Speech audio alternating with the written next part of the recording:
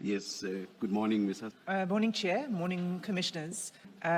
We are meant to be dealing with the application by Mr. Mogotsi for the recusal of an evidence leader, and I will be making submissions in opposition. But I don't see his legal representatives, although I believe they are present, and I'm advised that Mr. Mogotsi is running late. And I think we need to hear from his legal representatives how late. But at this stage, I don't think we need him.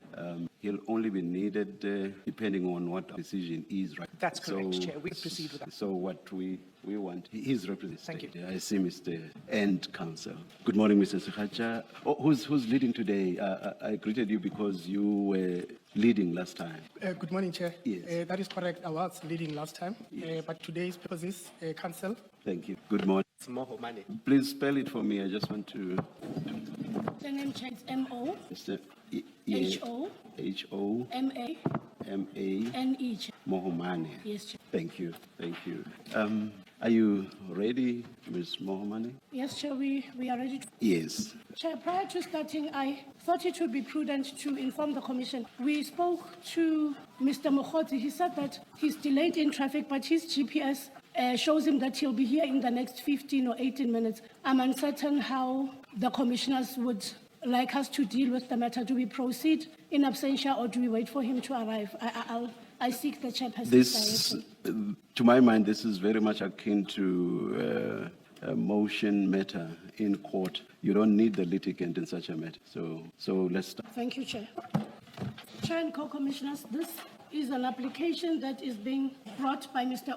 Brown Mogotsi for the recusal of Matthew Chaskalson SC, who is the chief evidence leader in the proceedings where Mr. Mogotsi is witness. Now, Chair, what the relief that the applicant seeks is that Advocate Chaskalson be recused from the matter and an alternative evidence leader be appointed to cross-examine Mr. Mogotsi. The basis of the application rests on the possibility of biasness or impartiality. And this, Chair, stems from Actual bias or actual bias alternatively perceived? Perceived bias, Chair. Not actual, perceived. Perceived bias. Thank yes, you. Chair. And the reason for this perceived bias is as a result of events that took place before the Commission. On the 9th of March and the 10th of March, Mr. Carrim Suleiman came in to bear testimony before the Commission.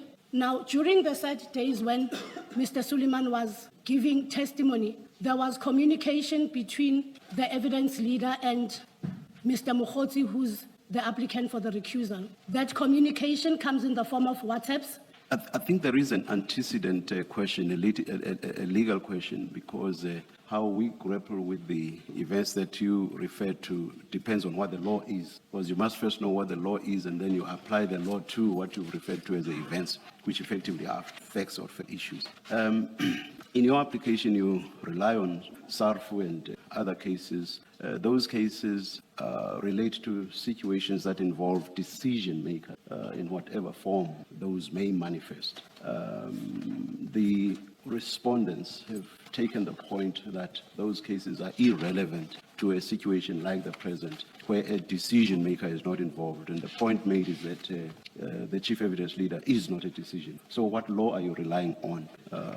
Because the point is correct that the cases that you've referred to in your application relate to decision. So are you continuing to rely on those cases? If so, on what basis would they be applicable here? Chair, I would be inclined to concede that the cases or the case law that was used by the applicant is that of the decision makers and not the parties who partake in the proceedings. But then from that, Chair, I will also submit to the Commission that case law has been brought to the attention of the Commission in the form of an answering affidavit by the respondent. And the cases that are therein mentioned do make provisions for instances where prosecutors and, with this case, an evidence leader may be recused from certain proceedings. Can you state the principles insofar as you see them, and for us to have an idea of the case you want to make up? Chair, there is the matter of the DPP of the Western Cape versus Killian. It's a 2007 decision in the Supreme Court of Appeal. The full citation is at 169 in brackets RSA. It's DPP, Western Cape versus Killian in brackets 2007 SCA 169. Is it the case, same case cited in footnote 16 of the answering affidavit?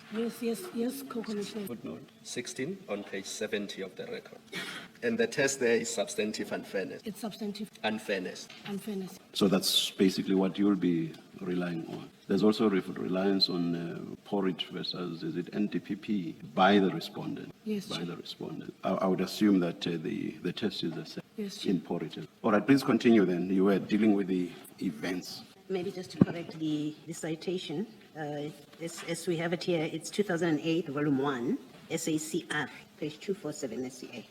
Is that the one you're referring to? Because you've given us a different citation. No, Commissioner, according to the papers, it reads as 2007 SCA 169. Even I don't know if it is a Zaska citation, it will still be wrong because you must have a Zaska number because I assume that the 169 is the page. So there must be two numbers, the Zaska number and then there should also be the page. So the citation is still wrong. But anyway, yeah, let's continue. Chair, as I was previously submitting, Yes, As I was please. previously submitting, Chair, previously, Mr. Mogotsi was before the Commission with a different legal team. Subsequent thereto, in January of 2026, the legal team withdrew from the record. Now, Mr. Carrim came on to give testimony before the Commission, and this occurred on the 9th and the 10th of March, respectively. And it's at this time when there was communication between the evidence leader and Mr. Mogotsi. Now, this communication comes in the form of telephone calls and WhatsApp messages. Now, the content of the WhatsApp messages which are contained in the papers is that there was communication of some sort. Now, the dispute is factual in the sense that the applicant gives a different version of what was discussed, specifically with the telephone calls, and it differs significantly from what the respondent replies. The applicant in his papers say that the evidence leader had suggested that he can be able to assist him, he can be able to protect him in the event that he gives evidence that is adverse against Mr. Carrim Suleiman. That is the case in a nutshell. Now, a meeting was to take place on the 10th of March where discussions would go forward regarding the type of evidence. Is it not correct, though, that we would only have a full picture of what actually transpired between Mr. Mogotsi and the chief evidence leader if we are given the full picture of the exchanges between Mr. Mogotsi and the chief evidence leader? Is that not correct? I don't think that's something you can find in the papers. It's a question that you should be able to answer off the top of your head. Chair, the intention with the perusal was to take the Commission to the attachments of the WhatsApp messages which would have the dates and the times when the communication started between both parties. I don't think that's what I'm asking. What I'm asking is, do you agree or do you not that for us to get a full picture of what actually transpired between Mr. Mogotsi and the chief is if we have a full picture of the exchanges themselves? Is that so or not? That is so, Chair. Has Mr. Mogotsi given us that full picture? Mr. Mogotsi has given us what he has in his possession in the form of WhatsApp messages. Further thereto, with regards to the telephone calls, he has given disclosure of what was discussed in those telephone calls. I am uncertain whether there's anything that he has omitted to give to the Commission. I will not get into much detail. I'll just mention one and you'll correct me if I'm wrong. There's the one during Mr. Carrim's testimony where Mr. Mogotsi sent to the chief evidence leader what was normally used as laughing emojis, but with a person, with tears coming down the person's face. But I think you know what I'm referring to. That's an example of something that was excluded. And from what you said, I understand you to be suggesting that all that Mr. Mogotsi has excluded are just phone calls. But what I've just referred to, I think that too was excluded. That's just one example. That is, or am I wrong? there is an explanation that is contained in the replying affidavit about. Am I wrong? No, Chair, you are not Yes, wrong. yes. However, Chair, when that issue was raised, Mr. Mogotsi then goes and he addresses the issue and he gives an explanation as to why that was omitted in the images or the WhatsApp chats that were handed as an exchange. And what's that explanation? Chair, the explanation is that he took what he thought was necessary in order to make a case. And this Chair can find at paragraph 43 of the replying affidavit. Page? 43, Chair. Page in terms of the entire pagination, not the page of his affidavit. 267. Do you want to take us through what you've just referred to, please? That explanation. Chair will find it 267 of the bundle. You said paragraph? 43, Chair. 4.3, thank Yes, you. Chair. This is not addressing the issue I'm raising with you.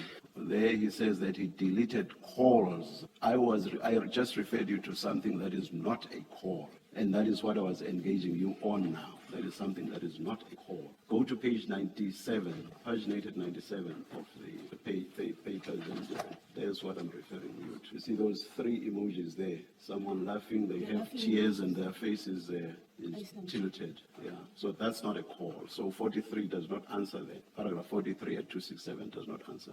And I said I'm referring to this just as one example. Maybe my colleagues, Ms.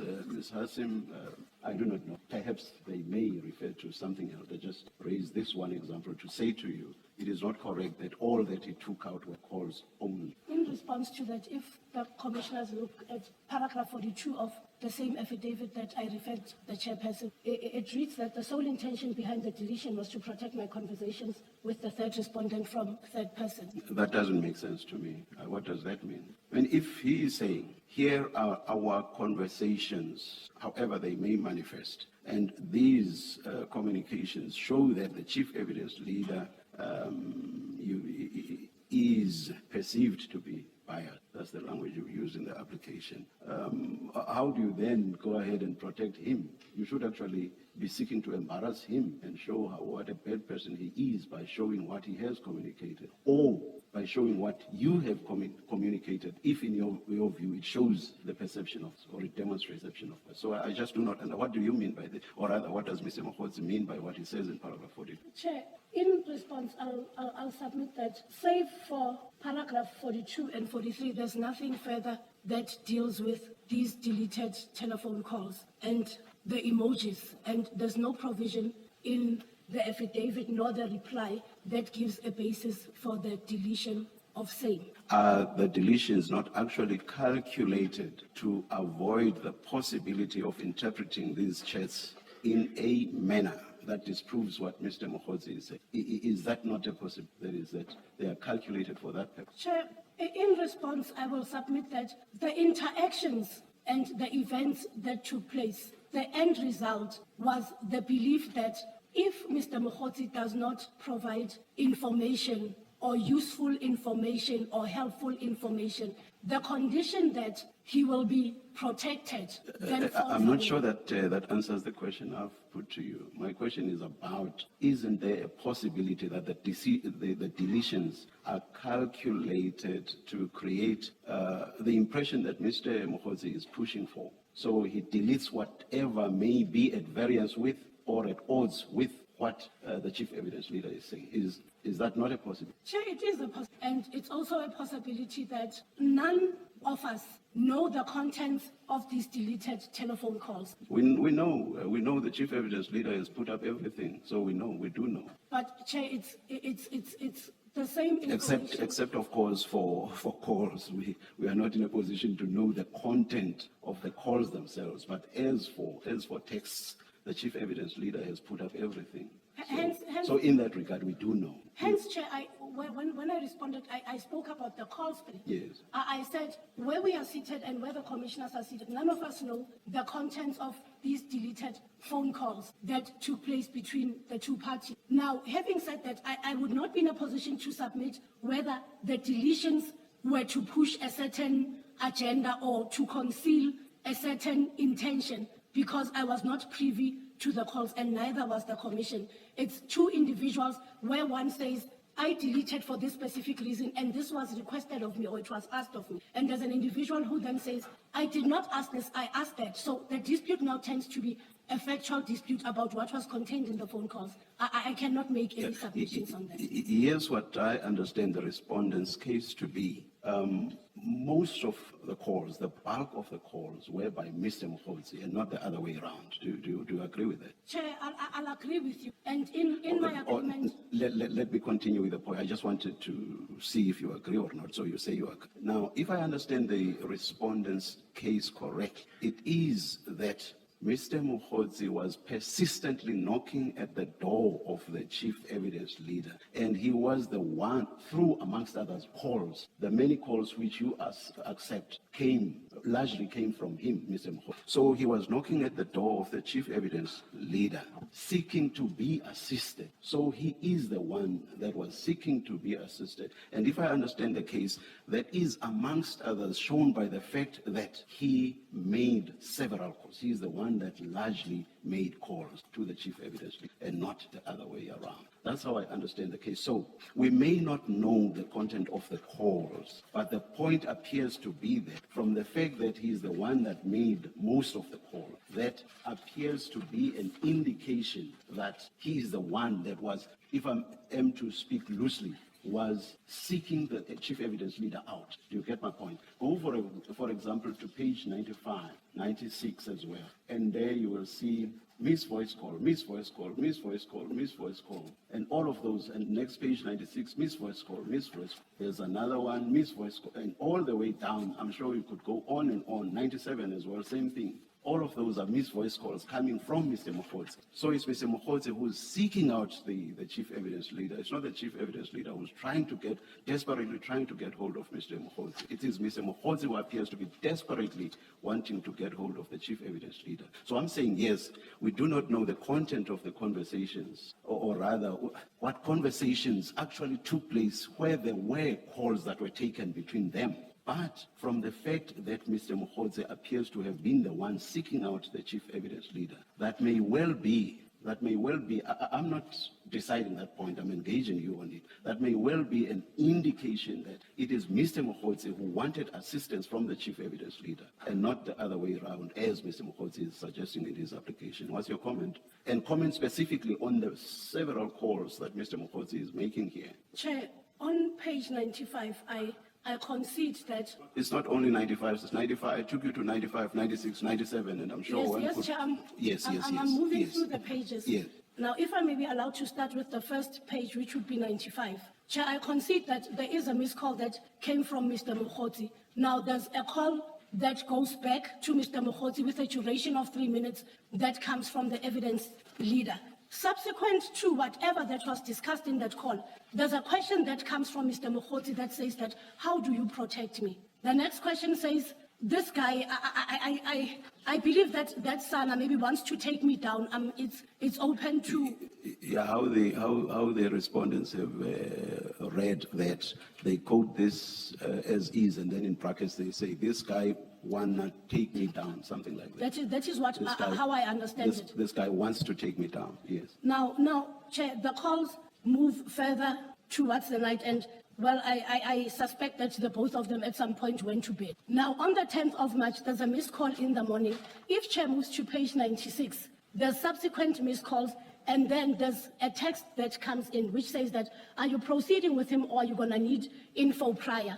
Again, Chair, what info does the evidence leader require prior to questioning Mr. Suleiman? The evidence leader the chief evidence leader says that Mr. Mogotsi made the offer that he had new information to give to the chief evidence. Now, Chair, with regards to that, Mr. Mogotsi further says that during this phone call, there was a discussion about additional information that the evidence leader sought, which was in the form of proof of payments and bank statements. And then he then says in his affidavit that he became aware on that 10th of March that the evidence leader has gotten hold of these proof of payments and the bank statements. Now, he further asks, thought you may need something. Now, Chair, my submission is that the commission may look at it to say that Mr. Mogotsi is the one who reached out. And according to these records, indeed that is the case. Now, when Mr. Mogotsi reaches out, the evidence leader also entertains him.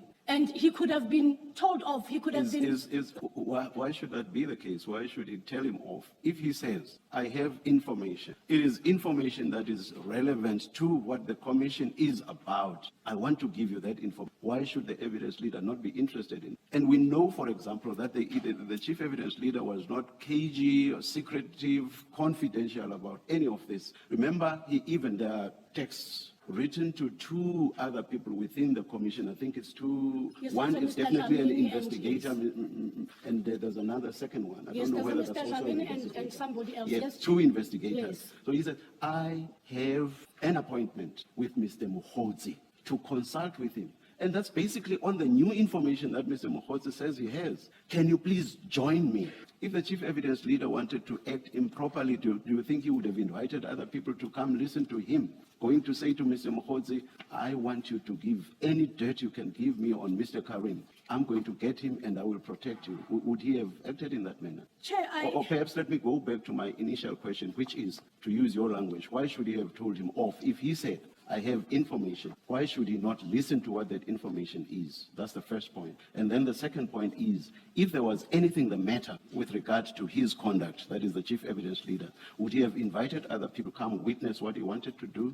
And please answer both questions. On the first question, Chair, there is nothing underhanded with the behavior of the evidence leader when he called two other parties or members, if I may so put it without labels, who form part of the team for the commission to come with him when he goes to meet with Mr. Mogotsi. Now, then the question turns on, would he have done that if he knew that he was going to do something underhanded with Mr. Mogotsi? Chair, the allegation here is not anything underhanded. It's got nothing to do with underhandedness. It's the phobia that... I understood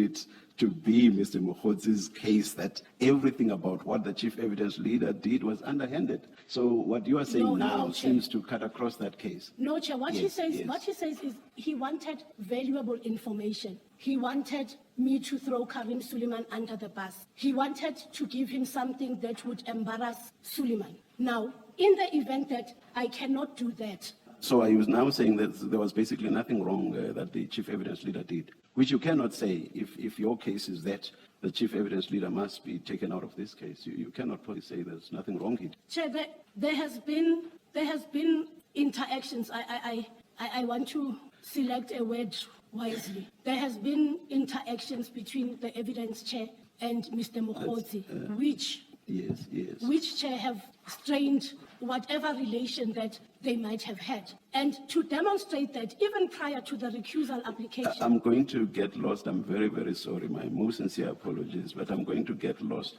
My first question to you was, why do you say that the chief evidence leader ought to have told Mr. Mogotsi off? Again, I'm using your language. When Mr. Mogotsi was saying, I have information for you, information that is relevant to the commission, why should the chief evidence leader not listen to Mr. Mogotsi to hear what the information is? Maybe instead of what I did earlier, which was to ask two questions, let me ask that one question and get your response on it. Chair, in response, I will submit that when Mr. Mogotsi was giving testimony, the evidence leader labeled him a liar. Now, you have this person who's a liar, and he comes to you and he says he has information, and you take the word of a liar and you entertain him and you run with that information. But have you seen what the chief evidence leader's treatment of what you've just said is in his affidavit? Have you seen that?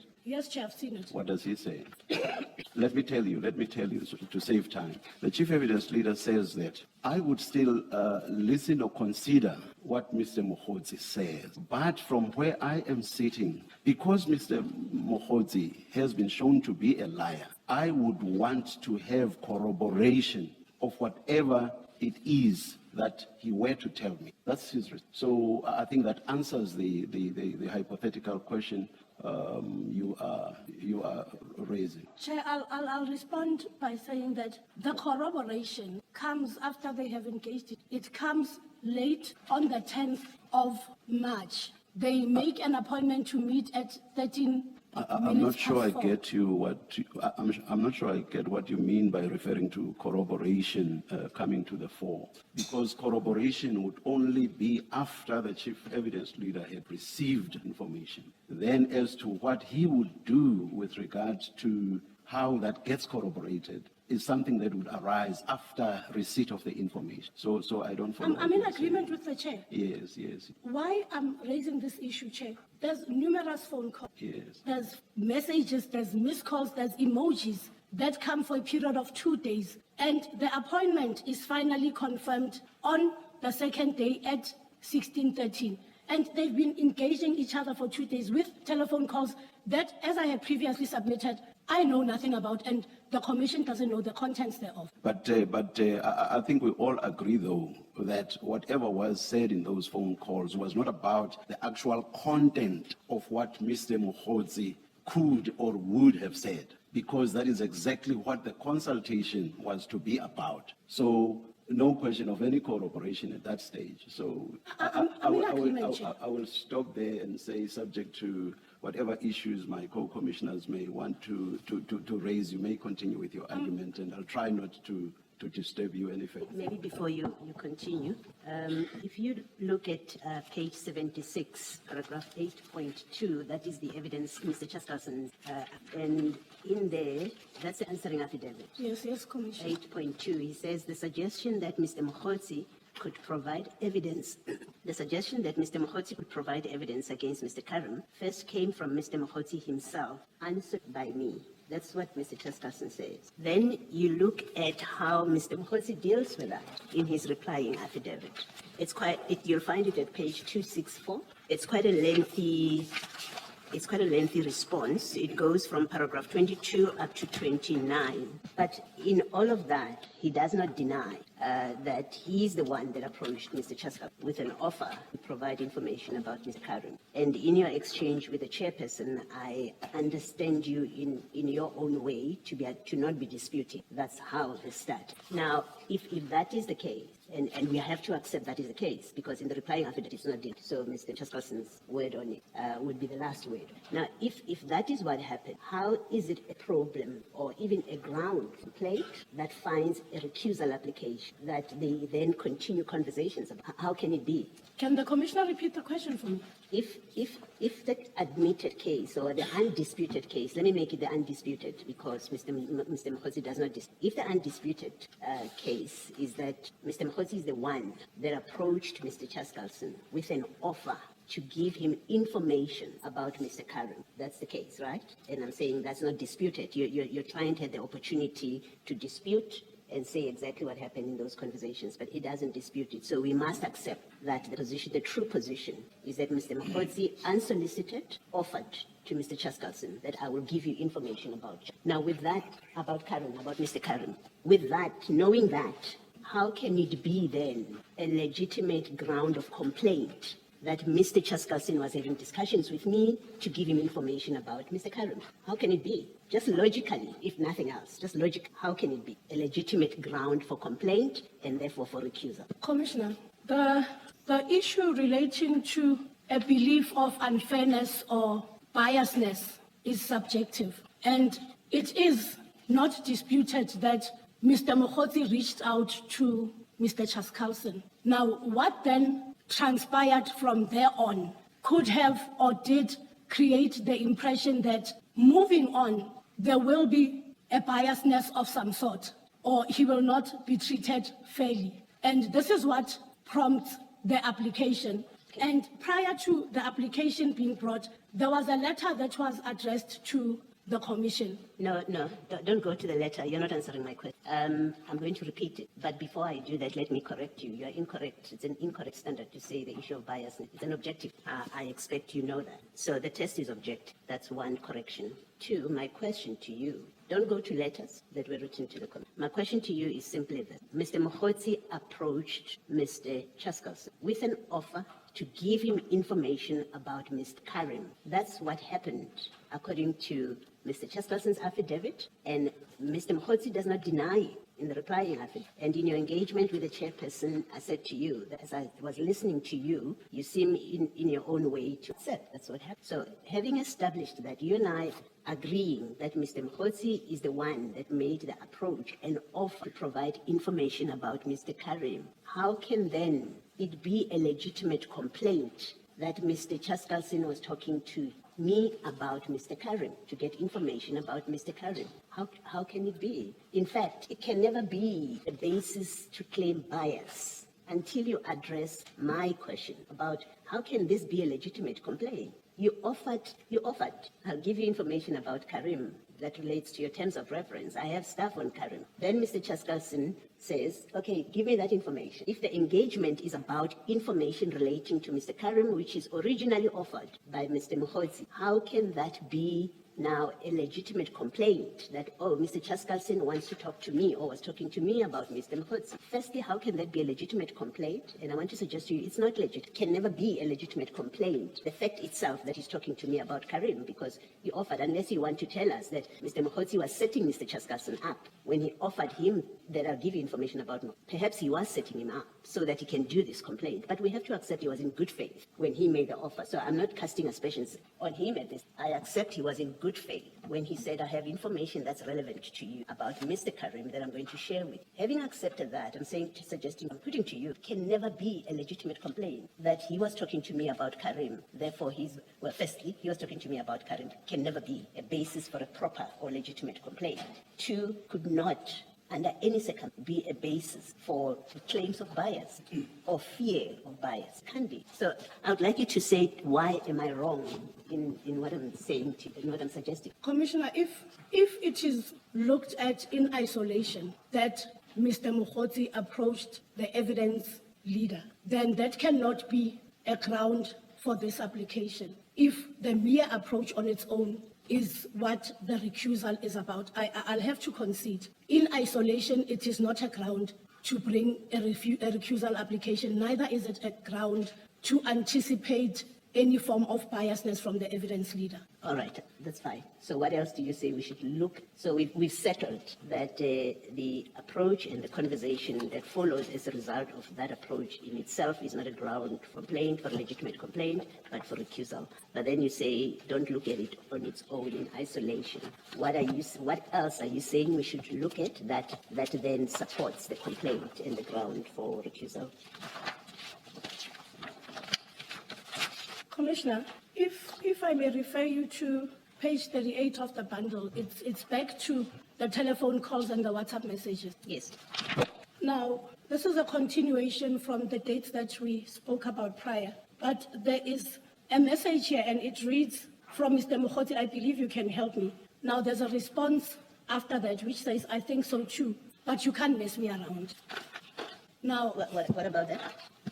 What are you saying about this exchange? Chair, my submission is we concede that from the onset, Mr. Mogotsi approached the evidence chair and they engaged in whatever form of communication that they engaged in. And as the commissioner had said, the purpose of the exercise was bona fide, to say, I have information, I can help you. Now, as the events transpired, the impression that was formed, according to Mr. Mogotsi's case, is that if I do not bring anything valuable, if I do not bring anything useful, then I cannot be indemnified or I cannot be saved. If Chair looks at page 16 of the founding affidavit, it will be No, before you go to page 16, I think let's first settle what page 38 is about, the reference 38. The text reads, I believe you can help me. And we know from the papers, and you've just said, that is Mr. Mogotsi saying to Mr. And Mr. Chaskalson responds, I think so too, but you can't mess me around. What are you saying about? Chair, Commissioner, I apologize. What I'm saying about the messing around, it forms an impression that give me the information, don't play with me. Where does it form that impression? The text doesn't Chair, say. if you read. So let me finish. I apologize, That's Commissioner. okay, no, you don't have to apologize. The text says, but you can't mess me around. I think so too, but you can't mess me around. Where do you see what impression it forms and what it is speaking to? Where do you see? Chair, Because I think keep in mind, also I want to suggest that you also don't read that. Let's not, proper way of reading any document, to read it in context. You know that, right? So look at the context, the communication, from the beginning to the very last, and the one that precedes, I believe you can help me. It's preceded by when am I going to be heard? When are you bringing the subpoena? Which date do you have in mind? When I know we can fit you in. That's Mr. Chaskalson. Yes. Commissioner. Yes. And sorry, let me finish. I just want for us to be in agreement about the context in which it appears. Yes, Commissioner. That whole page, it starts with what happened to you. That's Mr. Chaskalson. And in his affidavit, he does say that they had been waiting for Mogotsi to come here for an appointment. Mr. Chaskalson and the two investigators. And Mr. Chaskalson says in his affidavit, we waited for 2 hours. Complaints. He says we actually wasted a good 2 hours waiting for Mr. Mogotsi and he didn't arrive. And that explains, according to Mr. Chaskalson. So what Mr. Chaskalson says in the affidavit, you would have seen. He says, we had an appointment with Mr. Mogotsi for the morning, right? He didn't arrive in the morning. We rescheduled for 2 o'clock. He didn't arrive at 2 o'clock. And Mr. Chaskalson complains in his affidavit that he wasted our time. We waited for a good 2 hours for him to arrive. The three of us, 2 investigators and Mr. Mogotsi and Mr. Chaskalson. And he explains that message. He says, the message, what happened to you, is because Mr. Mogotsi had not arrived here at the college, not a secret meeting, here at this venue for a consultation. And then Mr. Chaskalson says, and I read this only to say to you, context is important. We should not read selectively WhatsApp messages. After Mr. Chaskalson says what happened to you, he then again says, I can't hear your evidence tomorrow. Note the date of the text, the 12th of March. Mr. Chaskalson says, I can't hear your evidence tomorrow anymore because we haven't met on the new info yet. I will see what else works on the calendar and get back to you. And then Mr. Mogotsi asks at 11:31, when are you bringing the subpoenas? That's Mr. Mogotsi, indicates a willingness to come and testify. Mr. Mogotsi again asks, which date do you have in mind? Mr. Chaskalson answers him, when I know when we can fit you in, I will tell you. That's Mr. Chaskalson. Then Mr. Mogotsi says, I believe you can help me. That's his response to when I know when we can fit you in, I will tell you. He says, I believe you can help me. That's Mr. Mogotsi. Mr. Chaskalson says, I think so too, but you can't mess me around. Now, remember the context I said to you is missed appointments, but you can't mess me around. And then Mr. Chaskalson finally, in that stream of communication, says, I will try to work out when we can fit you into the calendar. It will have to be next month. I will get back to you next week with possible dates. Now, nothing in this sequence of communication gives you or Mr. Mogotsi any basis to say that which you have selectively read, Ms. Mahomane, I think so too, but you can't mess me around, means give me something and then I will try. There's absolutely no basis to present that part of the text in that way when you look at the context. Commissioner, I'm inclined to agree with you thus far. Now, further to the response that you can't mess me around and I'll try to work out when we can fit you into the calendar, there's a response from Mr. Mogotsi which says that how do I get involved and finish, which I wish I knew what to do exactly. You say what about it? We are underneath fit you into the calendar. It will have to be next month message. Yes, I can see that. That is on page 39. So it's a continuation of what I had read at page 38. Yes, right? there's a message Okay. that comes in at 12:43. Yes. How do I get involved and finish? Wish I knew what to do exactly. Yes. What about it? That's Mr. Mogotsi saying to Mr. Chaskalson, right? And in the way that it's presented on this page, it is a response to Mr. Chaskalson saying, I think so too, but you can't mess me around. And we have discussed that in context, it must have meant this.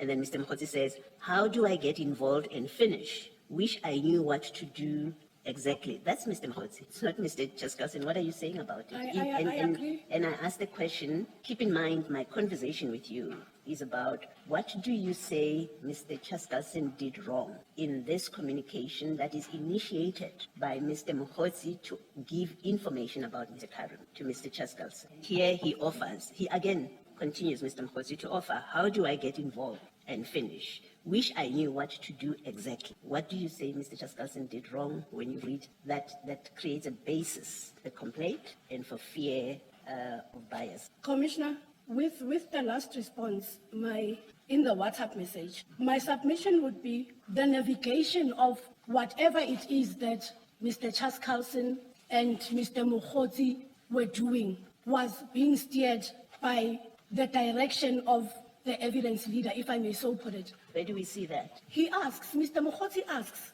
he says that, how do I get involved and finish? I wish I knew exactly what to do. Why do you say this text was steered by, and you have to give us facts, remember? You don't get to say whatever we want. You are making allegations of fact. So when you say this text, how do I get involved and finish? Wish I knew what to do exactly. When you say this was steered, to use your language, by Mr. Chaskalson, you have to refer us to the source of that steering. Commissioner, paragraph 6.3 of the founding papers, page 12. It's 6.3. It's 6.3, Commissioner, it's page 12 of the bundle. Yes. Commissioner, Mr. Mogotsi, may I just read this paragraph? On the 9th of March 2026 at 20, I attempted to call Advocate Chaskalson SC, who returned my call. The call lasted approximately 3 minutes. During the call, he told me, get me anything against Suleiman and I will help you. He further stated that Suleiman had implicated me and that I should find a way to defend myself. He expressed his belief that Suleiman was lying, that Suleiman had thrown me under the bus and that he wanted me to do the same to Suleiman. And Mr. Chaskalson says what about it in his answering affidavit? He denies the contents of this paragraph. Yes. Yeah. Now, Commissioner, So there is a denial. Perhaps then that's when you get to address what do we do with that? hence, Commissioner, in response to that, I had said to the Commission that there's a factual dispute here wherein one party says I did and the other says I did not. And then the other one says you did this and the other one denies. And the difficulty with that, as I had answered the chairperson, is nobody knows the contents of the phone calls and what was discussed between the evidence leader and Mr. Mogotsi. Thank you, Ms. Mohammed. He says, Commissioner, the evidence leader says that he's got no detailed recollection of what was discussed in the call on the 9th of March, as opposed to the call of 3 minutes past 8 in the morning of the 10th of March. It's not a denial per se. He says that he has no recollection, so he's not disputing that. Right, I've heard you. Ms. Mohammed, only two issues. Good morning. Morning, Commissioner. The transcript of 10 March 2026, when Mr. Carrim was here giving evidence on page 159 and 160. On which page, Commissioner? 159 and 160. You'll see on page 159, line 22, because if you recall, Mr. Carrim's evidence was public. He was sitting here with us. Mr. Chaskalson says, now, did Brown ever meet with you and Mr. Maumela? Mr. Carrim says no. Mr. Chaskalson continues. You say no, because after your evidence yesterday, Mr. Mogotsi called us up and said he had in fact met with you and Mr. Maumela shortly after this tender. You have no recollection of that. And it continues. And the point I'm making here is it was not hidden that Mr. Mogotsi had approached the evidence leaders and had given them evidence relating to his interactions with Mr. Carrim, which is what that was all about. So if that is what has happened, if that is what happened, how does that create a perception of substantive unfairness that should result in the evidence leader being disqualified from leading further evidence? Because there's no suggestion anywhere that what the evidence leader sought was false information from Mr. If Mr. Mogotsi has information, which is the truth, and can be verified and corroborated through other means, what is wrong with evidence leaders asking Mr. Mogotsi to provide that information so that it can be put to Mr. I would understand if you were saying in your application, evidence leaders asked Mr. Mogotsi to provide false information, and I emphasize false information because that would be problematic to me. But if in their engagements they said, give me what you have on the issues we are dealing with so that I can put that to Mr. Carrim, and he'll have the opportunity in a public hearing to respond to that. What is wrong with that? And how does all of that rise to the level of substantive unfairness that should result in an evidence leader being disqualified? Commissioner, as I had previously responded, if that aspect is taken in isolation, and the only issue is that Mr. Mogotsi approached the evidence leader, then it's the correct position. There is no basis to have the evidence leader recused specifically with regards to Mr. Mogotsi. Now, if as the events unfold and the conversations and the interactions, Mr. Mogotsi starts feeling that in the absence or the failure to provide or to throw Carrim Suleiman under the bus doesn't work out, then he's got a problem moving forward.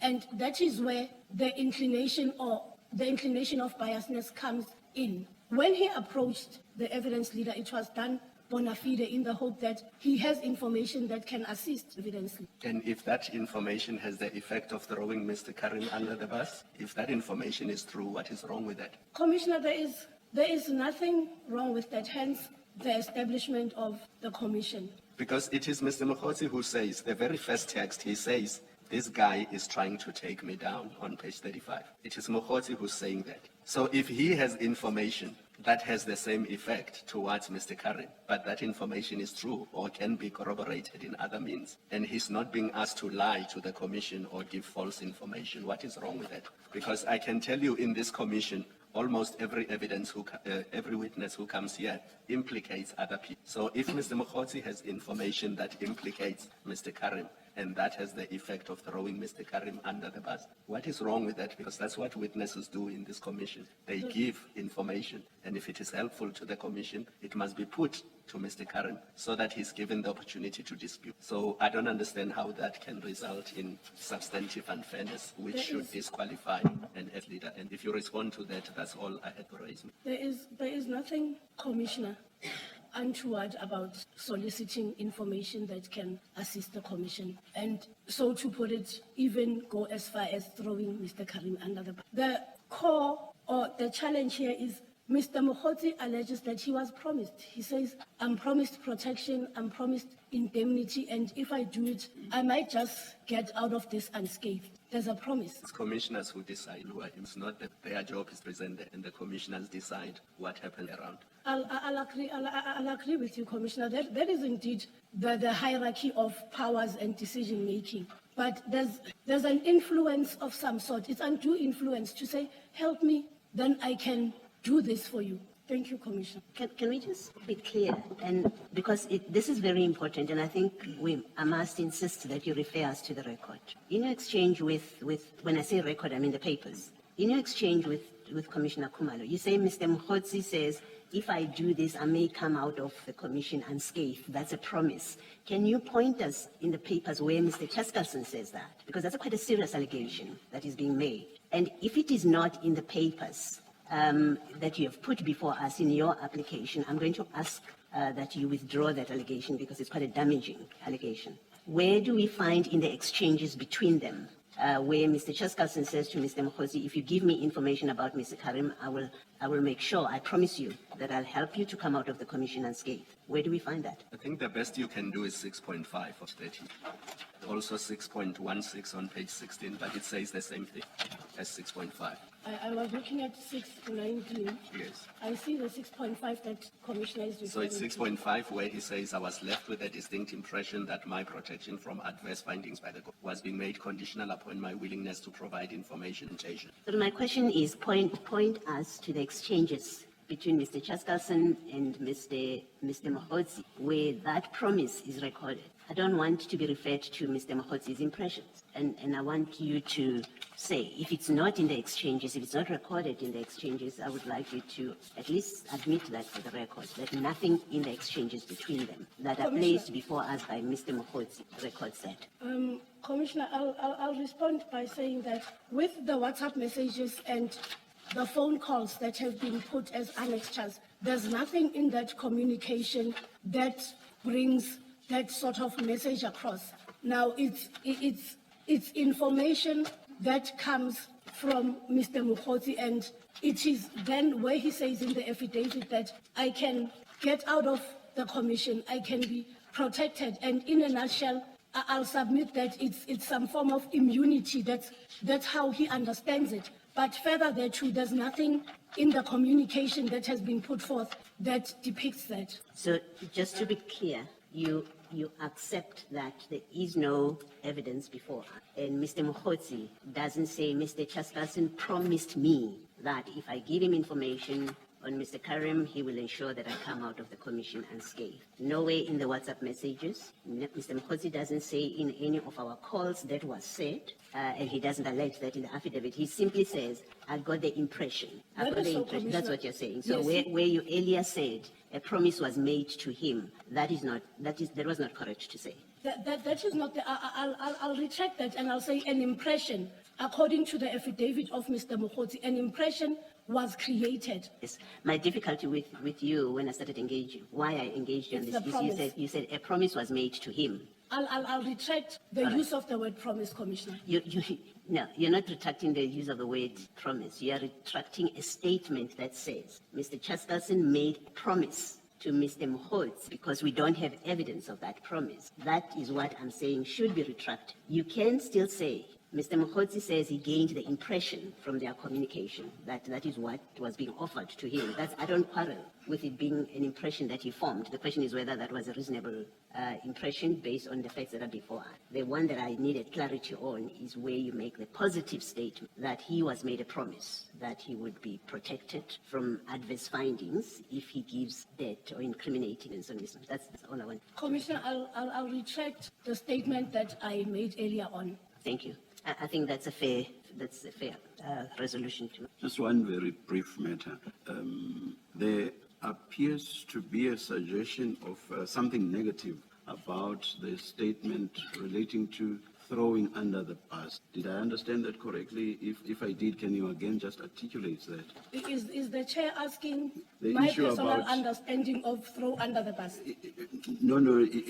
What exactly are the allegations and what is the point being made in that? My sense may have been wrong. My sense was that there is a suggestion that there's something negative or sinister around that issue, the issue of throwing under the. Chair, it would be defend yourself at whatever cost, if I may put it in a nutshell. Chair, it says, paragraph 6.3 says that it will be on page 12 of the bundle, Chair. Yes. And I'll leave the first 3 lines because I believe that we had gone to this paragraph on numerous occasions, and I'll go straight to the point. Mr. Mogotsi says that the evidence leader says that get me anything against Suleiman and I will help you. He further stated that Suleiman had implicated me and that I should find a way to defend myself. He expressed his belief that Suleiman was lying, that Suleiman had thrown me under the bus, and that he wanted me to do the same to Suleiman. I will not engage you on get me anything against Suleiman, and I will help you because my colleague Commissioner Baloyi has already engaged you on that. I just want to take you to page 253 of the record. That comes after the affidavit of Mrs. of Tsepo Mudimohale. Yeah. Page 253. I've arrived there, Chair. Yes. Now, this is, you'll see the text by the chief evidence leader.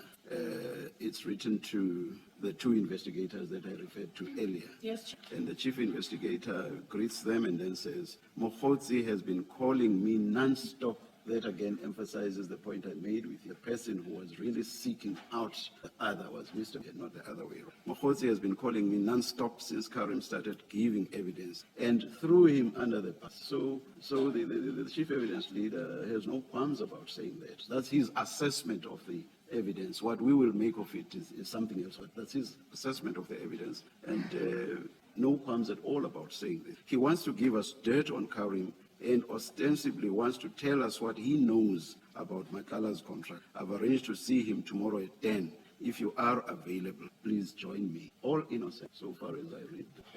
And of course, the 10 o'clock meeting is a meeting that did not materialize because it didn't show up. And after contact was revived, an arrangement was again made, as Commissioner Baloyi said, for a meeting at 2 p.m. the same day. That too did nothing negative at all in any of this. You may comment if. Chair, my comment will be, I concede with what the chairman says.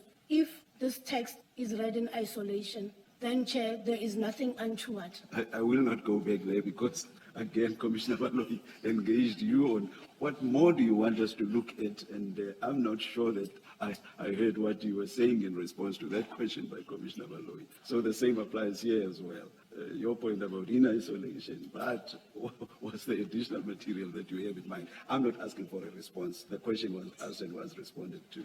I'll leave it at that. And as I said, I had personally reached a point after engaging you for a longish time to hear you out. That is to give you an opportunity to argue your case. Of course, it doesn't mean that we will not ask you questions here and there. We want to let you feel free to argue your case. I see that the time is 4 minutes to 11. Let's continue until 11 o'clock. Chair, I do not have a response. I'm uncertain if there's any. No, I'm not asking for a response to any question now. I want you to argue your case. We engaged you right from the start and did not really give you an opportunity to freely argue your case.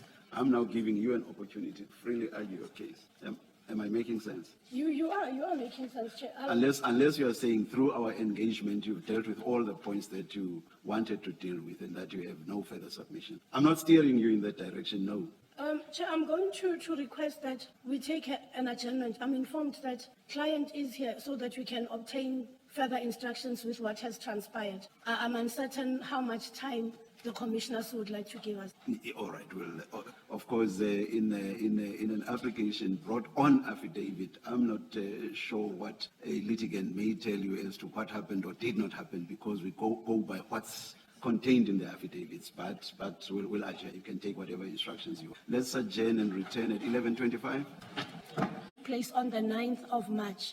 The response from the evidence leader is that he does not have any recollection of what the content of the conversation was about. And therefore, it cannot be that what he says is most probably true as opposed to what Mr. Mogotsi is saying. Mr. Mogotsi gives a thorough explanation as to what was discussed when the call took place. And that is the evidence that we have before the commission, and it's not disputed. Now, Chair, I also submit that it's important that we visit the purpose or the rule of one being an evidence leader when it comes to commissions. The evidence leader's role is crucial in its nature, in that it will decide how the evidence is tested and it will shape the lines of questioning.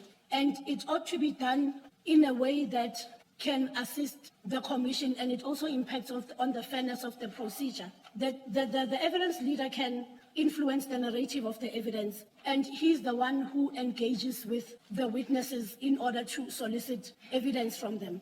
Now, Chair, the test for what constitutes apprehended bias is whether a reasonable, objective, and informed person would reasonably think that the decision maker or relevant actor.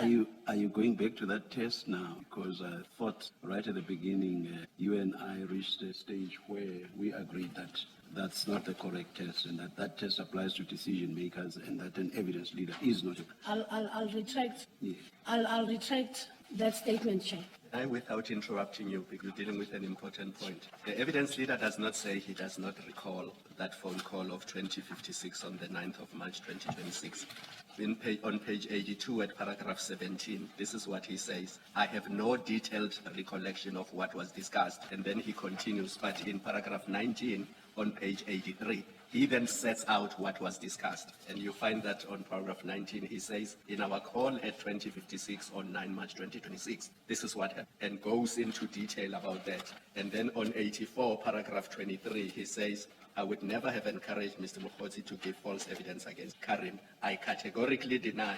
Then he sets out the denials. And then he says the impression Mr. Mogotsi is trying to create, where reference is made to help, deals with that in paragraph 2. So he doesn't say he has no recollection of the phone call. So that's a full answer to that. So maybe you can then continue with your submission. I just wanted to draw your attention to what the affidavit actually. Commissioner, the evidence leader says in paragraph 17 that he does not have a detailed recollection, meaning that he cannot recall specifics regarding the contents of what was discussed on the day. And Mr. Mogotsi then says, I called the evidence leader, and the evidence leader suggested that based on the evidence that Mr. Suleiman gave, he threw me under the bus and I need to defend myself. That in itself is a dispute of fact. He says in paragraph 6.3 that the evidence leader asked him to get anything against Suleiman and he will help, and that Mr. Suleiman had implicated him and that he should find a way to defend himself. And further, that Mr. Suleiman was lying. Now, these are two conflicting versions of what the contents of the telephone call are that took place on that day. And my submission would be, in light of the absence of a detailed recollection, then what would be of sense is that Mr. Mogotsi's version as to what was said on the day should be the one that stands. There's a specific denial in 23.2. I deny that I suggested that if find evidence to implicate Mr. Carrim, I would protect him from adverse findings from the commission. So that is a specific denial, and it goes to the very issue you are raising. You in one breath, Commissioner, say that you don't have a detailed recollection, and in the same papers you say that you deny. How do you deny something that you cannot recollect in detail? That's a simplistic approach.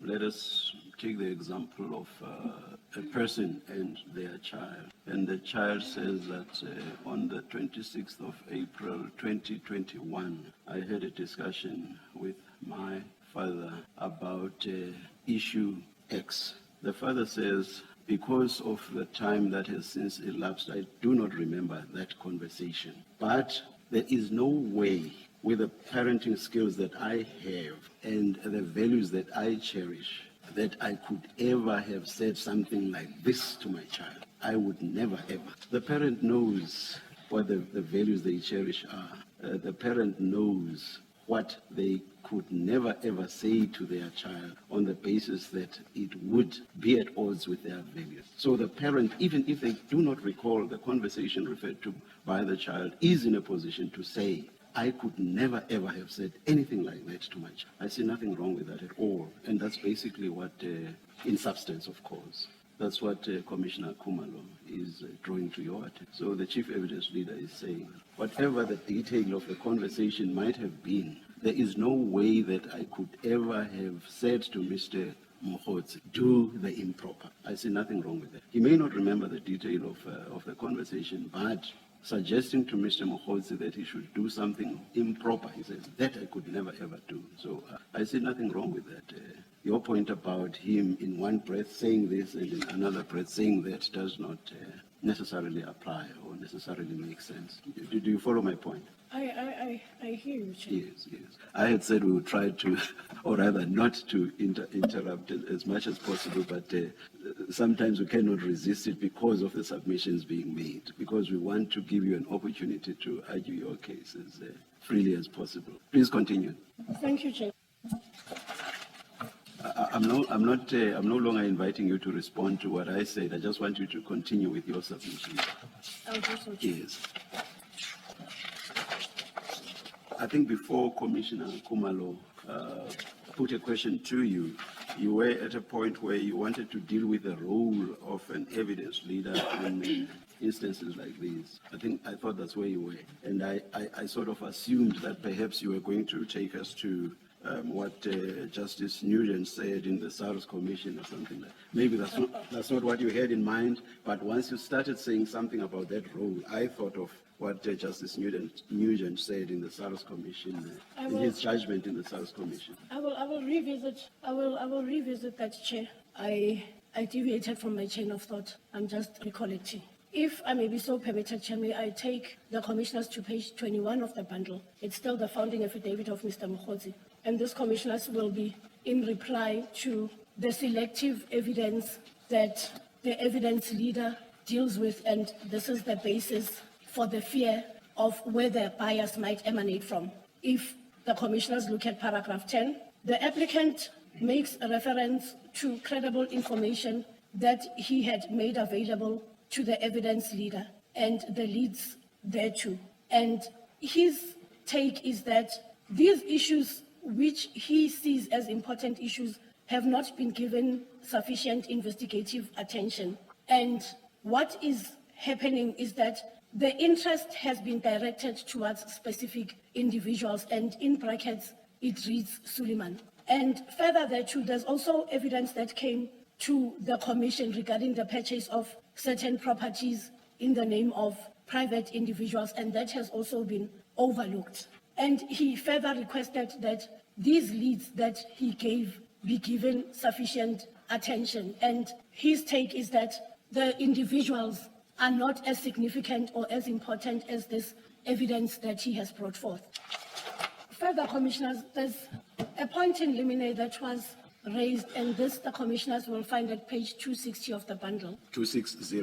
260, Chair. Maybe before you start on 260, can I just to make sure that I understand what is this, the submission or the argument about paragraph 10, are you saying, is Mr. Mogotsi rather saying that there is a failure, firstly, there's a failure by the evidence leader, because this is an application to recuse Mr. Chaskalson, by the evidence leader to pursue his allegations that crime intelligence has brought properties, crime intelligence transactions, his evidence about a section 252A operations, informant-related issues, and procurement irregularities. Is the case being made that Mr. Chaskalson has failed to investigate those, and that failure has created an an apprehension that he is biased against Mr. Mogotsi. Is that the, all right, thank you. Please continue. I apologize. I was directing the commissioners to page 260 of the bundle,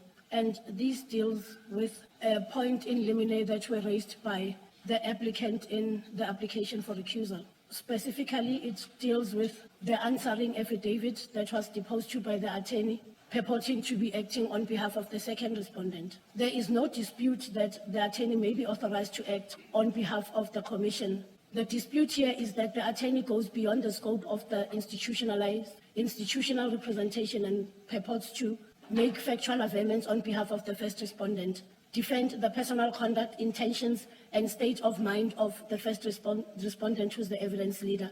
And they respond to allegations concerning private communications between Mr. Mogotsi and the evidence leader. This attorney does not allege nor annex any proof that he or she has been authorized by the first respondent to depose to the factual matters on his behalf. The allegations that are raised against the first respondent relate to private WhatsApp communication, telephone conversations, alleged discussions, and alleged assurances of help or protection. The first respondent's subjective intentions and conduct, those are matters that are peculiarly within the personal knowledge of the first respondent, and the deponent, who is the attorney, will not be privy or cannot comment on these issues.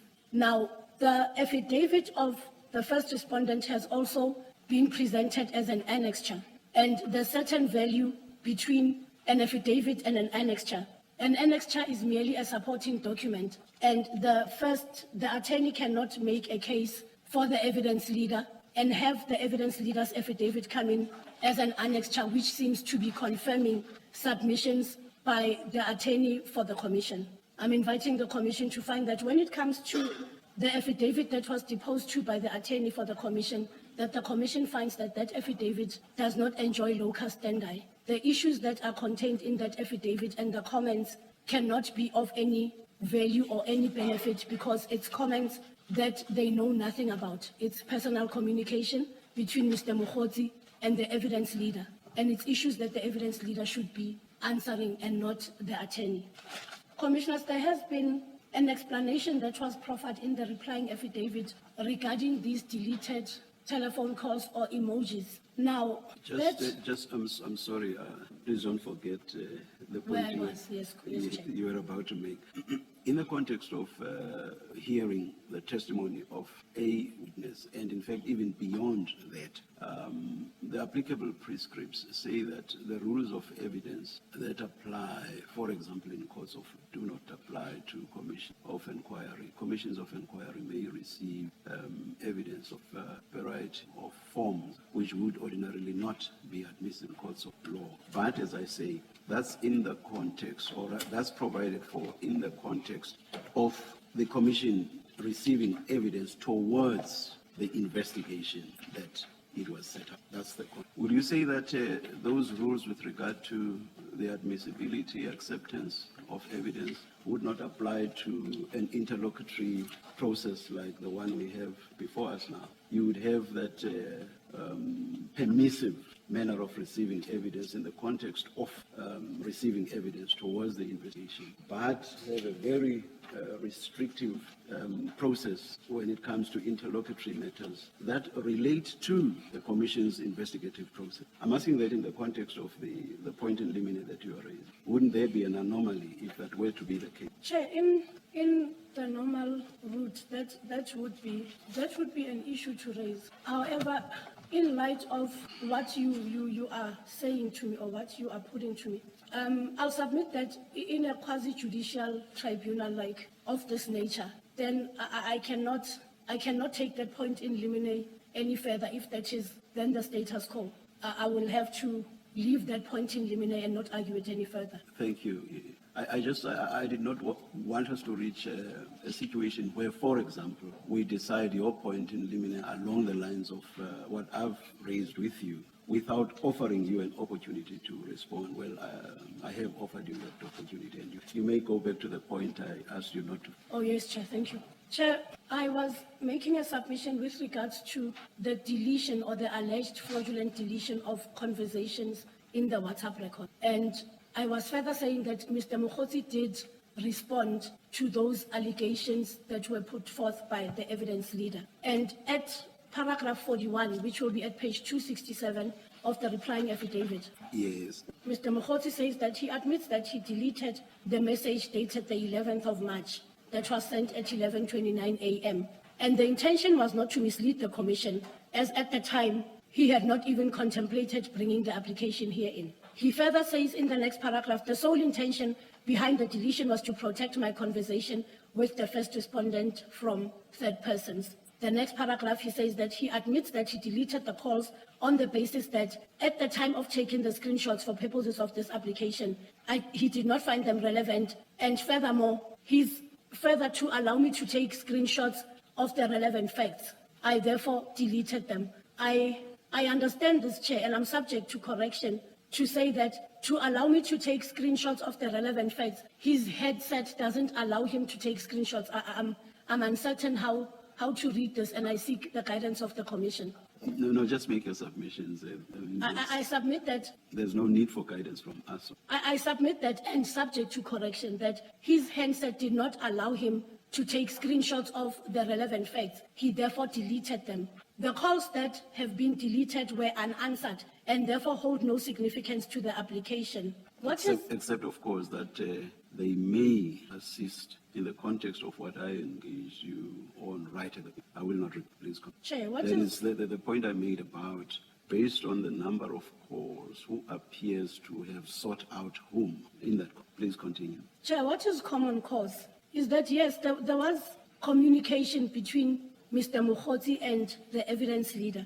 And during those conversations, a discussion came in regarding Mr. Carrim. It's also common cause that during the conversation, there was an agreement or a request to bring certain evidence to rebut what was put on record regarding Mr. Mogotsi, to defend himself, and if the need arises, to throw Mr. Carrim under the bus. Now, Mr. Mogotsi's evidence is that the communication between himself and Mr. Carrim formed an impression that his cooperation in providing information against another witness was linked to his treatment in the proceedings. And this, Chair, will find at paragraph 7 of the replying affidavit. And he further says that whether intended or not, such perception undermines the appearance of impartiality. Now, it goes back, Chair, to whether or not a reasonable, objective and informed person would apprehend bias. Now, with what had transpired and with Mr. Mogotsi due to come back to the Commission and testify, and him not being able to have provided any information that was helpful because the meetings never happened, he became fearful of appearances of impartiality and that he would, upon his appearance, be treated unfairly. Mamani, is it not opportunistic to offer Mr. Chaskalson information on Mr. Carrim and then fail to deliver because Mr. Mogotsi turns out doesn't have that kind of information, and then say, I fear that Mr. Chaskalson will be biased against me because I did not give him that which I promised? Isn't there some opportunism there? You offer and then you fail to deliver, and then without more you say he's going to be biased against me. I mean, he hasn't referred us to anything in the chats which shows Mr. Chaskalson being upset with him or saying to him, you know, I'm going to get you for failing to deliver. There's none of that, other than that text we have read in context, that it actually doesn't quite convey what you were saying, where it says, don't mess with it, don't mess me around or something like that. I don't understand how that an offer made, which couldn't be fulfilled without more, creates a reasonable, remember the test, reasonable apprehension of bias. How that would create a reasonable apprehension of bias that after this he's not going to treat me fairly. In response, Commissioner, what we had considered is that Mr. Mogotsi is the one who called the evidence leader. That is not in dispute. However, what was contained in the phone calls, and I had said previously, I do not know, and neither does anybody know what was discussed in these telephone calls. Then in that case, how can the Commission say the apprehension is reasonable if we don't know what was discussed in those? You're saying that we don't know, therefore we don't have the content of those telephone calls, according to you. So we lack the necessary facts on the basis of which the Commission can make the determination that the apprehension is reasonable, because eventually that's what we must find. We must find that the apprehension is reasonable. Commissioner, firstly, I'll invite the Commission to make a finding through what is contained in the papers. Now, what seems to be a challenge is that with regards to the telephone calls, there's a dispute of fact. One says, I said, the other says, I said. Hence, I keep on repeating that I do not know what was contained in the telephone conversation. And Commissioner, you would also not be in a position to know what was discussed in those telephone conversations. And unfortunately for me, there is no recorded conversation of what would have happened. I will rely on the submissions that my client makes before the Commission.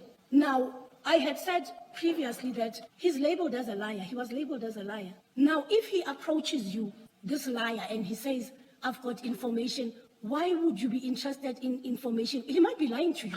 I wasn't taking you back to that conversation. I was really addressing your submission where you say, we don't know what you don't, just don't. That comes from, so I was asking the simple question that if we don't have the fact about those discussed, are we in a, at least relates to those, is the Commission in a, to make a determination that what was this creates reasonable? That's all. And maybe to reframe it, maybe can I ask, do you accept that for a determination that the bias, the feared bias is reasonable, for that determination, there has to be facts on which that determination is based. Facts must be put to the panel, and then the panel will say, yes, on these facts, we are satisfied, or we are not satisfied that the apprehension of bias is reasonable. Do you accept that?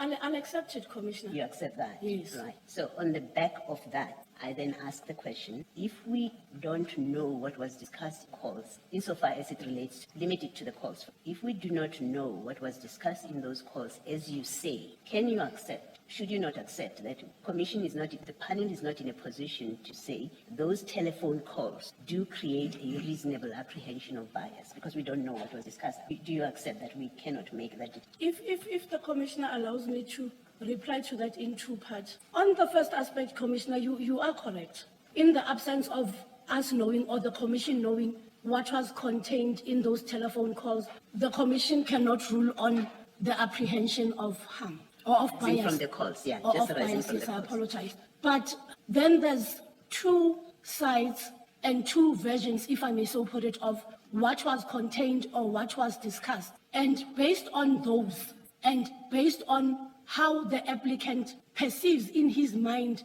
what the contents of these discussions are, then the Commission can be in a position to make a ruling as to whether or not there is an apprehension of bias. Now, Commissioner, I submit further that the issue here is not that Mr. Brown doesn't come back and give testimony in the Commission. The issue here is somebody else in the Commission may be elected if there's an election procedure or appointed if there's an appointment procedure to come on board and move with the cross-examination. How much more time do you require at this moment? On the submissions. Yes, your entire submission. We started at 9:30. Now it is 6 minutes after 12 midday. If I was sitting in the court where I used to sit, we would have given you 30 minutes only. I'm listening. That doesn't mean I will accept the time that you. Chair, I won't be longer than. Thank you very much. Thank you. Chair, lastly, I request to invite the Commission to the role of the evidence leaders. I believe I left it hanging, and I had said to the Commission that I will come back to it in due. Now, to supplement what I had said previously, in a nutshell, evidence leaders are required to assist and facilitate the work of the Commission. And in doing so, they must investigate and marshal the presentation of evidence to the Commission. They bear the overall responsibility of leading evidence before the Commission, although it is subject to the direction of the chairperson. If I'm so permitted, may I direct the court to the matter or the ruling by Judge Nugent in the Commission of Inquiry into Tax Administration and Governance by the South African Revenue Service. You don't need to read that. We have had sight of it. We have, yes, please continue. But of course, you may make whatever point you want to make up. Chair, we do not have any further submissions to make unless the Commission would like me to address it on other aspects.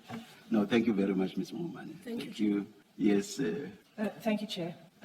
Chair, I've listened closely to the exchanges between the commissioners and my learned friend, Ms. Mohamane. And to some extent, it covers ground that we had included in the answering affidavit submitted to the Commission, including some of the legal submissions we made there. So I beg the Chair's indulgence if I come back and touch on the same issues that arose in the exchange, but I hope to give it a proper perspective in my address to you. And to begin with, Chair, let me just say that the evidence leaders oppose this application in the strongest terms. And obviously, we submit that the application should be dismissed. And we do so on the basis that it's legally misconceived. And I have heard the shift in approach by my learned friend and the reference to Killian earlier, but I'll submit in due course that, that there wasn't actually any shift in arguing the legal basis, the wrong legal basis advanced. So it's legally misconceived. On the facts, it's not just unsustainable, it's a deliberate misrepresentation of the facts. And I propose to return to the facts in order to explain this. And it's an abuse of the Commission's process. Chair, I will address 4 issues. The first, the conceptual flaw. The second is the factual basis of the application.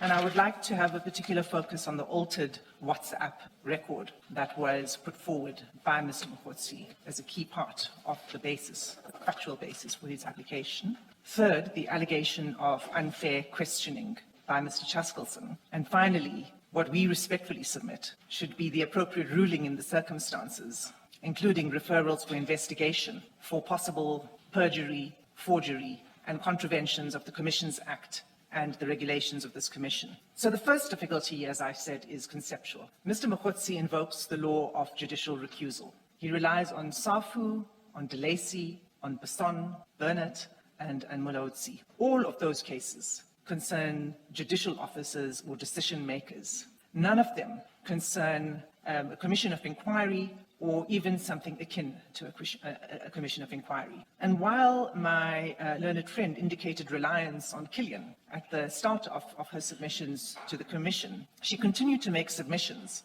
on the basis of a reasonable apprehension of bias, the test for judicial recusal. And that's not the test that applies, because Mr. Chaskalson is not a decision maker. He doesn't decide credibility. He doesn't decide admissibility. He doesn't make any decisions about whether adverse findings should be made, when and how. Those powers belong to the Commission. What an evidence leader does, as correctly asserted by my learned friend, is an evidence leader assists the Commission. He leads, organizes, and tests evidence. That function must be performed fairly, but it's not adjudicative. It's an investigative function. To assist the Commission, we've provided the authorities that we think are more suited to an application of this sort, where an applicant is seeking to remove an evidence leader. And in this regard, Chair, we refer to the recent ruling of Justice Khampepe in the TRC Commission, and it was specifically an application that was made there too for the recusal of an evidence leader. And what she said is important.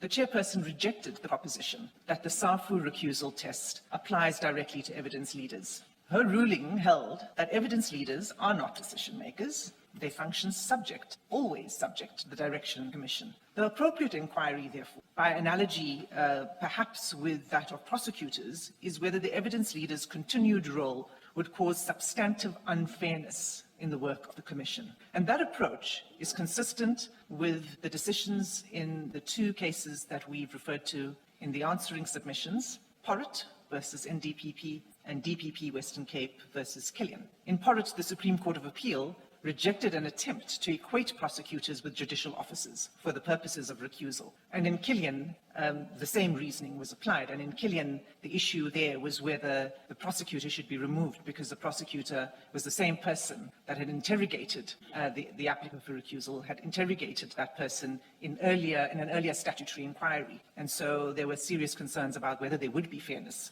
on behalf of the prosecutor in that case, and the Supreme Court of Appeal rejected that argument. So the question is not whether the SAFU recusal test is satisfied, it's whether the continued involvement of the evidence leader would cause substantive unfairness in the Commission's work. Mr. Mogotsi has not shown that. Incidentally, if the allegations made were true, would the test not be met?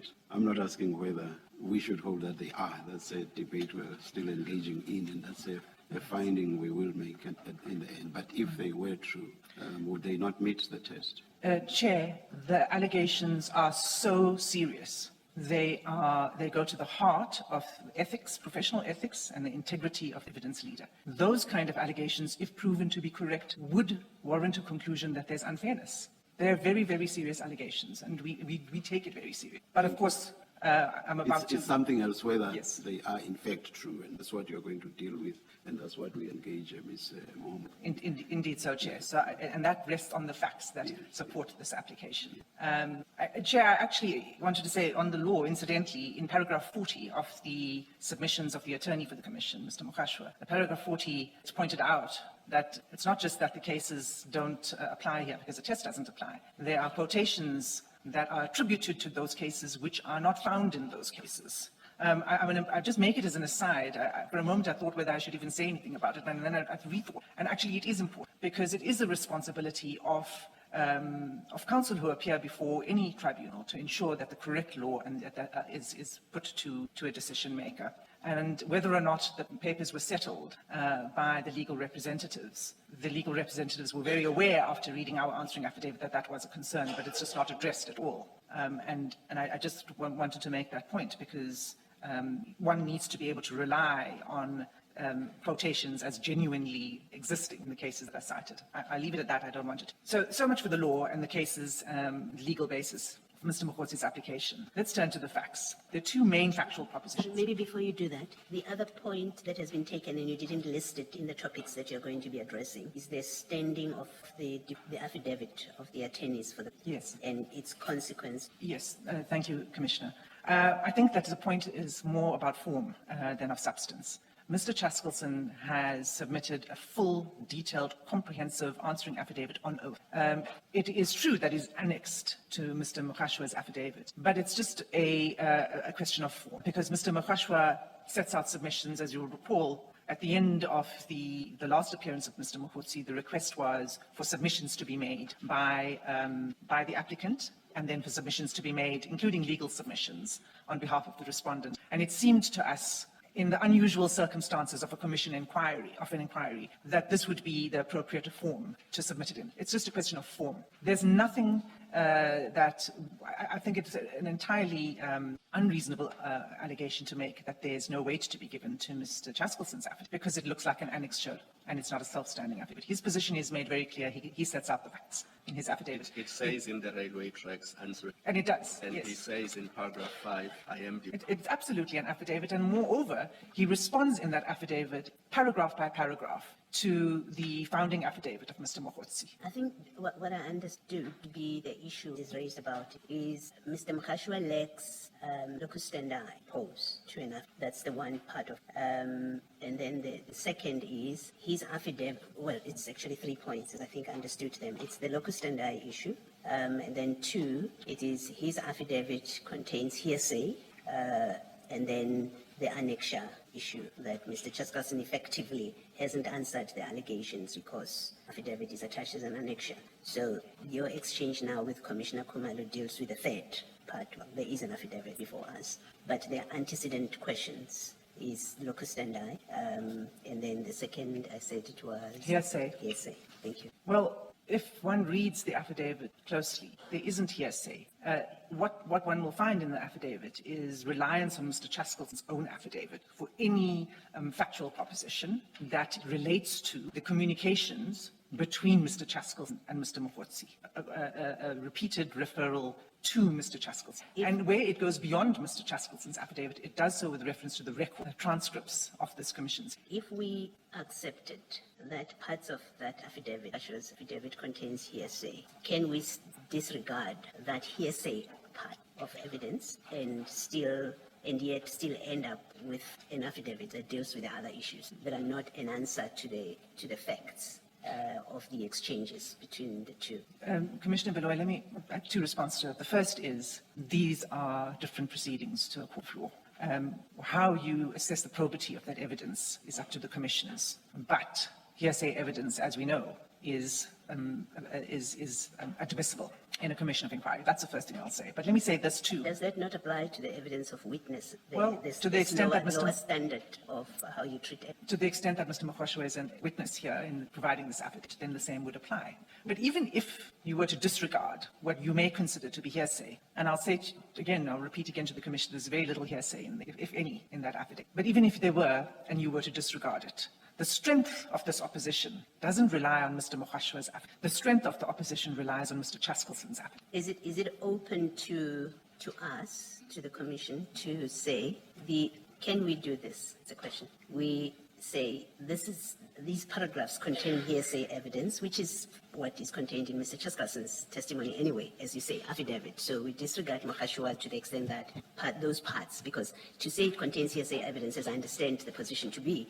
doesn't mean we necessarily reject the whole affidavit. You look at what, in fact, in the affidavit is hearsay, and then you decide how to treat it. Mm-hmm. Could we retain Mr. Mogotsi's affidavit on the basis that it places Mr. Chaskalson's evidence before us? I don't know if you understand what I'm saying. His affidavit before us, even if we disregarded the parts that we ultimately say this is hearsay. I don't know if I'm articulating. I think I understand what you're saying, Commissioner Baloyi. I see no reason why you can't do that, even if you were to disregard large parts. And remember that that affidavit doesn't just deal with the facts, it also is here to make submissions. And to make submissions for the purposes of assisting the Commission, which is why we put to the Commission case law that is intended to set the correct legal framework for this. The approach is not to say, well, the applicants didn't make out a case, there's no legal foundation, full stop, which is what one would do in a normal case. You may not necessarily go down a long road. You say there's just no case that's been met here.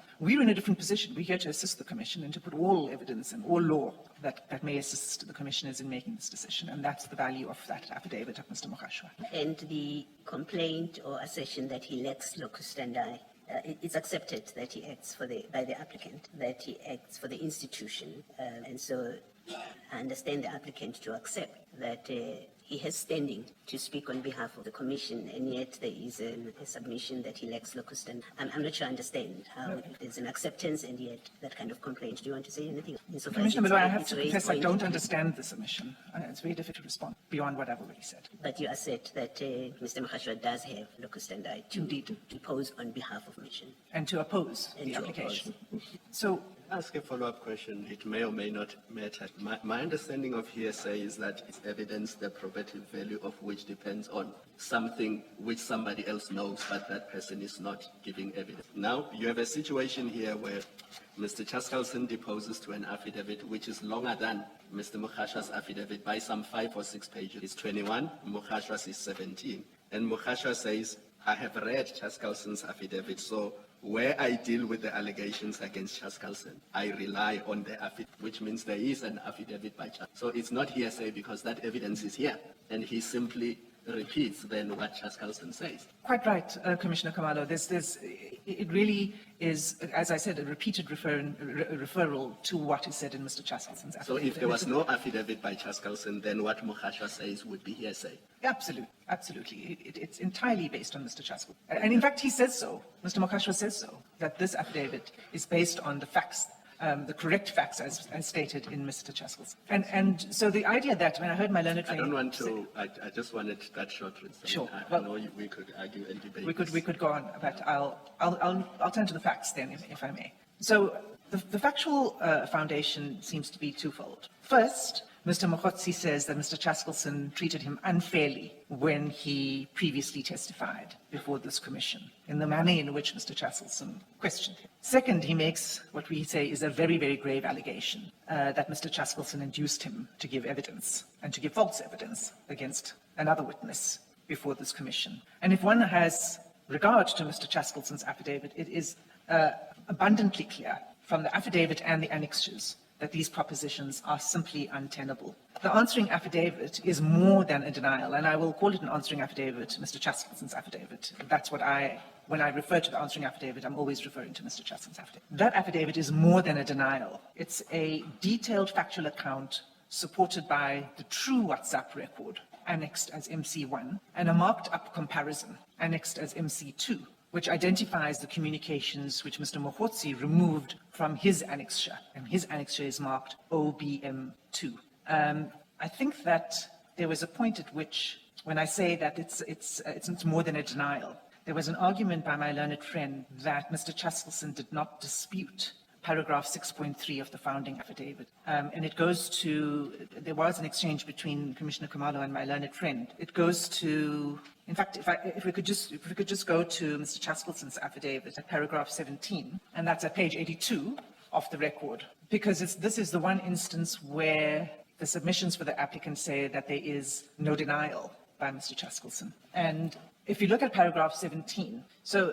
the point that's made is, well, how can Mr. Chaskalson deny that he, solicited evidence from Mr. Mogotsi if he doesn't recall the conversation? But look closely at what Mr. Chaskalson says at paragraph 17. He says the following: I have no detailed recollection of what was discussed in the call at 20 hours 56 on 9 March 2026, as opposed to a call at 8:03 on the morning of 10 March 2026. So what is set out below is reconstructed from my overall memory of the two calls, as informed by the WhatsApp record. What Mr. Chaskalson is saying is I can't say whether I said something in the first call or in the second call, but together, these are the facts that I can set out of the conversations that took place on those two calls. He sets it then in detail from paragraph 18 and onwards, and he concludes at paragraph 23 with his categorical denials that he invited Mr. Mogotsi to give false evidence against Mr. Carrim,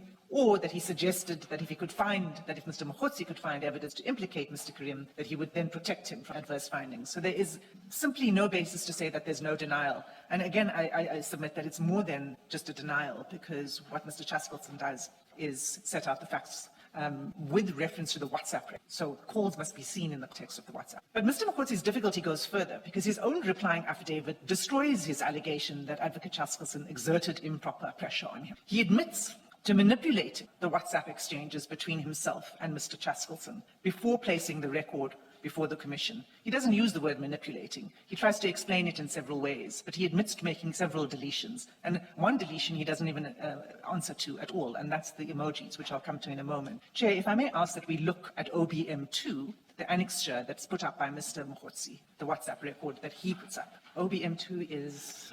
Thank you. I don't know about... I'm not using the bundles because the printed version is not that good for me, for the submissions I'm going to make. I would ask the commissioners, if you have the electronic version, to look at that version, alternatively to look at what's being flighted in front of you, because it's a better version. And it's important that you see this for the following reason. The problem with this annexure is not just about its content and the misrepresentation in the content. It's also about its appearance.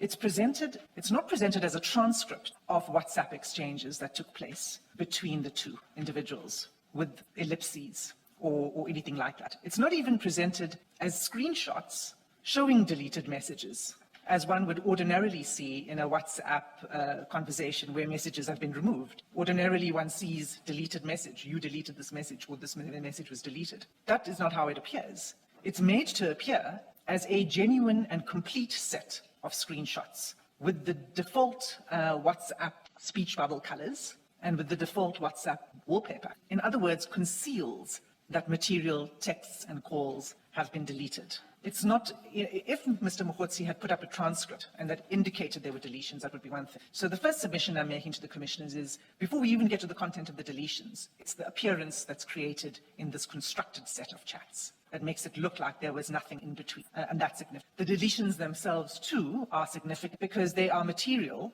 in what they show and what they don't show. They are material because they point away from the narrative that Mr. Mogotsi seeks to create before this commission. What he says, of course, to try to explain this is that he admits, first he denies tampering the WhatsApp messages in paragraph 38, but then he admits to deleting the message. He admits to deleting the message of 12 March at 11:29, and that's the text that says, in fact, if I may ask that MC2 is now displayed, because this shows easily where the deletions are made. So the text said, I'm worried about coming there, also mentioning that I called you at night, thought strategic also. He says that this deletion was made to protect the conversation from unnamed third persons. I'm not sure what it is we're supposed to make of that. He says nothing more about these third persons and why there would be a risk.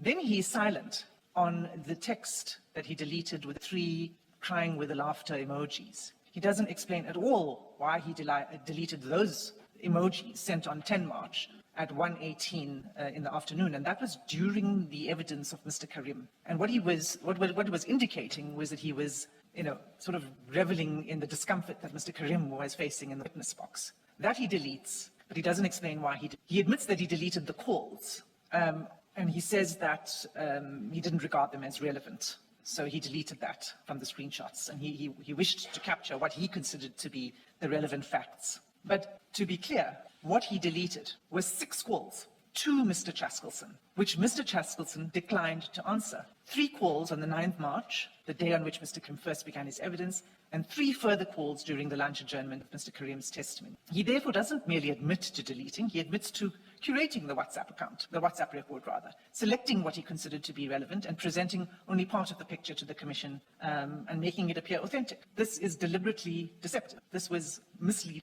to the Commission. And Commissioners, Annexure MC2 sets very neatly the actual true content, because what it does is take OBM2 and then it inserts where the missing texts ought to be. And what it also shows is that if this was an authentic record, you would have seen those deletions. You would have seen that it says delete and it doesn't say so. So those calls, those 6 calls on 9 and 10 March must be understood in the context of the backdrop of Mr. Carrim's oral evidence. Because what it shows is, first of all, on 9 March, Mr. Carrim gave evidence, right, about his conversations, the WhatsApp conversations that were put in the record between him and Mr. Madlanga. As Mr. Chaskalson says in his affidavit, and it's at paragraph 18.2 for the record, that in response to many of the questions that were being put to Mr. Carrim regarding the WhatsApp communications between him and Mr. Madlanga, Mr. Carrim sought to blame Mr. Mogotsi for what he was conveying to Mr. Madlanga. So that was what was happening the 9th of March. That evening, Mr. Mogotsi initiated a call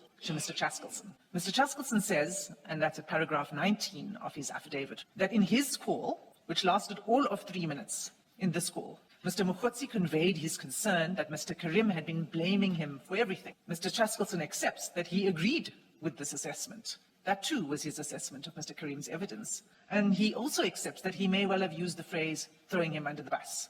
And he refers to, he puts up the contemporaneous texts to 2 investigators of the Commission where he used that phrase, and speaking colloquially, he used the phrase throwing him to the bus. But it's Mr. Mogotsi who asks, how will you protect him? Mr. Chaskalson explains this at paragraph 24 of his affidavit of the record, that he understood Mr. Mogotsi to be asking for protection from being falsely blamed. So protection from being thrown under the bus. That's the protection that he understood Mr. Mogotsi to be seeking. That's his nation. Mr. Mogotsi then called 3 more times that night.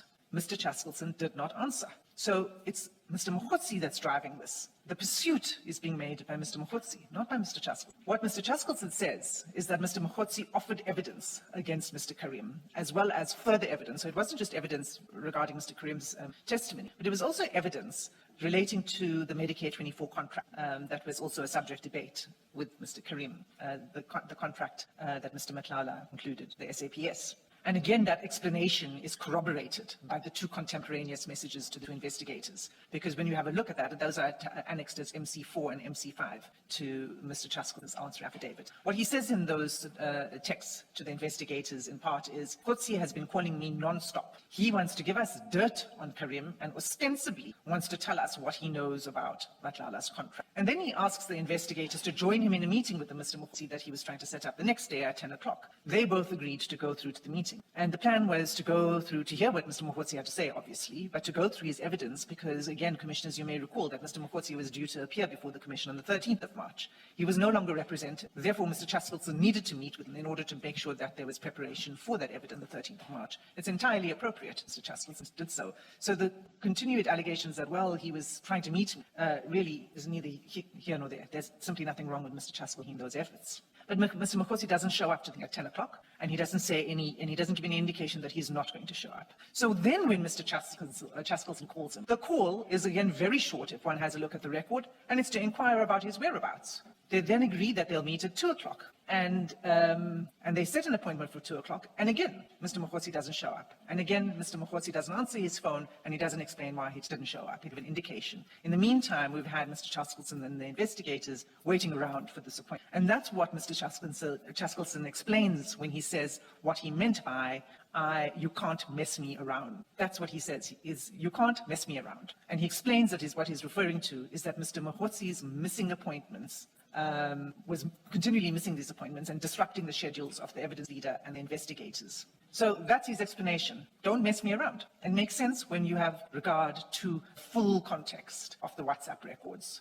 If you were truly, and I think it was, I can't remember which of the commissioners put this to my learned friend, but the point is important because if he were truly attempting to use false information against Mr. Mogotsi, why would he invite the investigators? And the second important relevance of the investigators being there is so that they can follow up on any information that does emerge from Mr. Mogotsi, to test its credibility and to see whether it can be independently corroborated. Again, entirely consistent with the version that Mr. Chaskalson explains in his answering. So the true picture is this. Mr. Mogotsi pursued Mr. Chaskalson. He initiated the conversations. He says he was concerned that Mr. Carrim was throwing him at the bus. He sought assistance to avoid being used as a scapegoat, as Mr. Chaskalson explains it. That was his understanding, that's the assistance, the help he was not to be used as a scapegoat. And then he offered to provide evidence against Mr. Carrim and the Medicare 24 contract. But what is more, as we now know, he was also peddling falsehoods to Mr. Chaskalson, and he says so in order to precipitate a postponement of Mr. Carrim's evidence.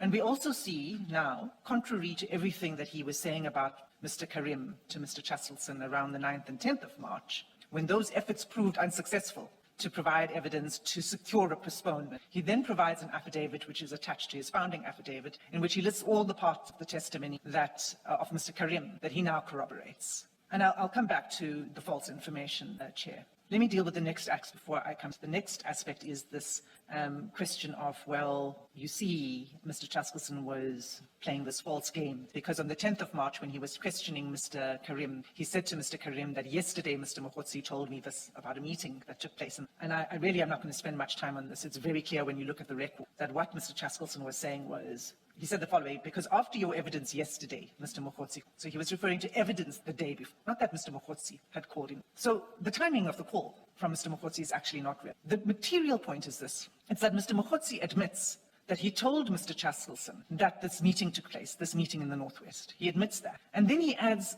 this following startling addition to his affidavit, paragraph 6.10 of his founding affidavit. He says the following. He says, I began by suggesting he asked about the meeting between myself, Morgan Maumela, and Suleiman, a meeting which never took place. I did this deliberately to encourage him to postpone Suleiman's testimony, as I was already concerned about the Commission's treatment of me and its focus on issues outside its mandate. So this is the point I was making earlier. He admits that what he told Mr. Chaskalson was false in that paragraph, and that he advanced that falsehood to secure postponement of Mr. Carrim's testimony. That admission is serious, because it's not just, it doesn't only suggest dishonesty, but it's a deliberate attempt to manipulate the leader and this Commission's process.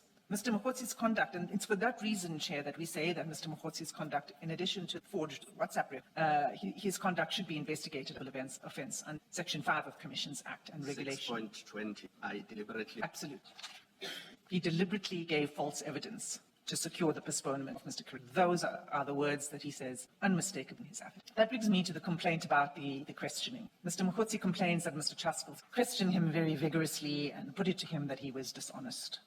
That's true. That did take place. Mr. Chaskalson did question him vigorously and did say to him, but that's not unfair, because a commission is inquisitorial. It's the duty of an evidence leader to test evidence, to confront witnesses with inconsistency, and to put adverse propositions to them so that they may answer. Robust questioning is not unfairness. In our affidavit, in our submissions, we pointed to the extract from Justice Nugent's ruling in the SARS Commission, where he speaks about the role of evidence leaders. Chair, I do think that this paragraph is important. May I read it out? And I think it's important that everybody understands the role of evidence leaders.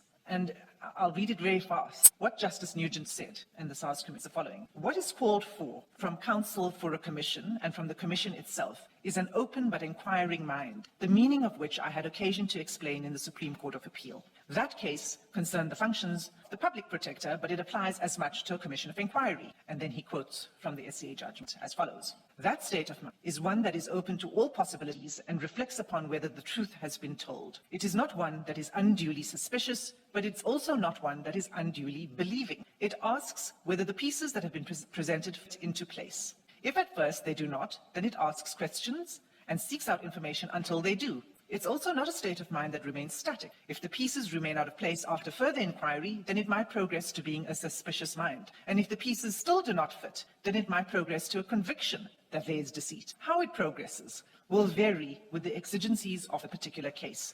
One question might lead to another, and that question to yet another, and so it might go on. It is in that state of mind that counsel go about their work. So that the SCA completeness, the SCA judgment that Justice Nugent was referring to was a passage from the Public Protector versus Mail and Guardian, and the reference, if I may provide it, is 2011, Volume 4. South African Law Reports, at page 420, decision of the SCA, and the passage in paragraph 22, the judgment. Is the citation not given in the affidavit?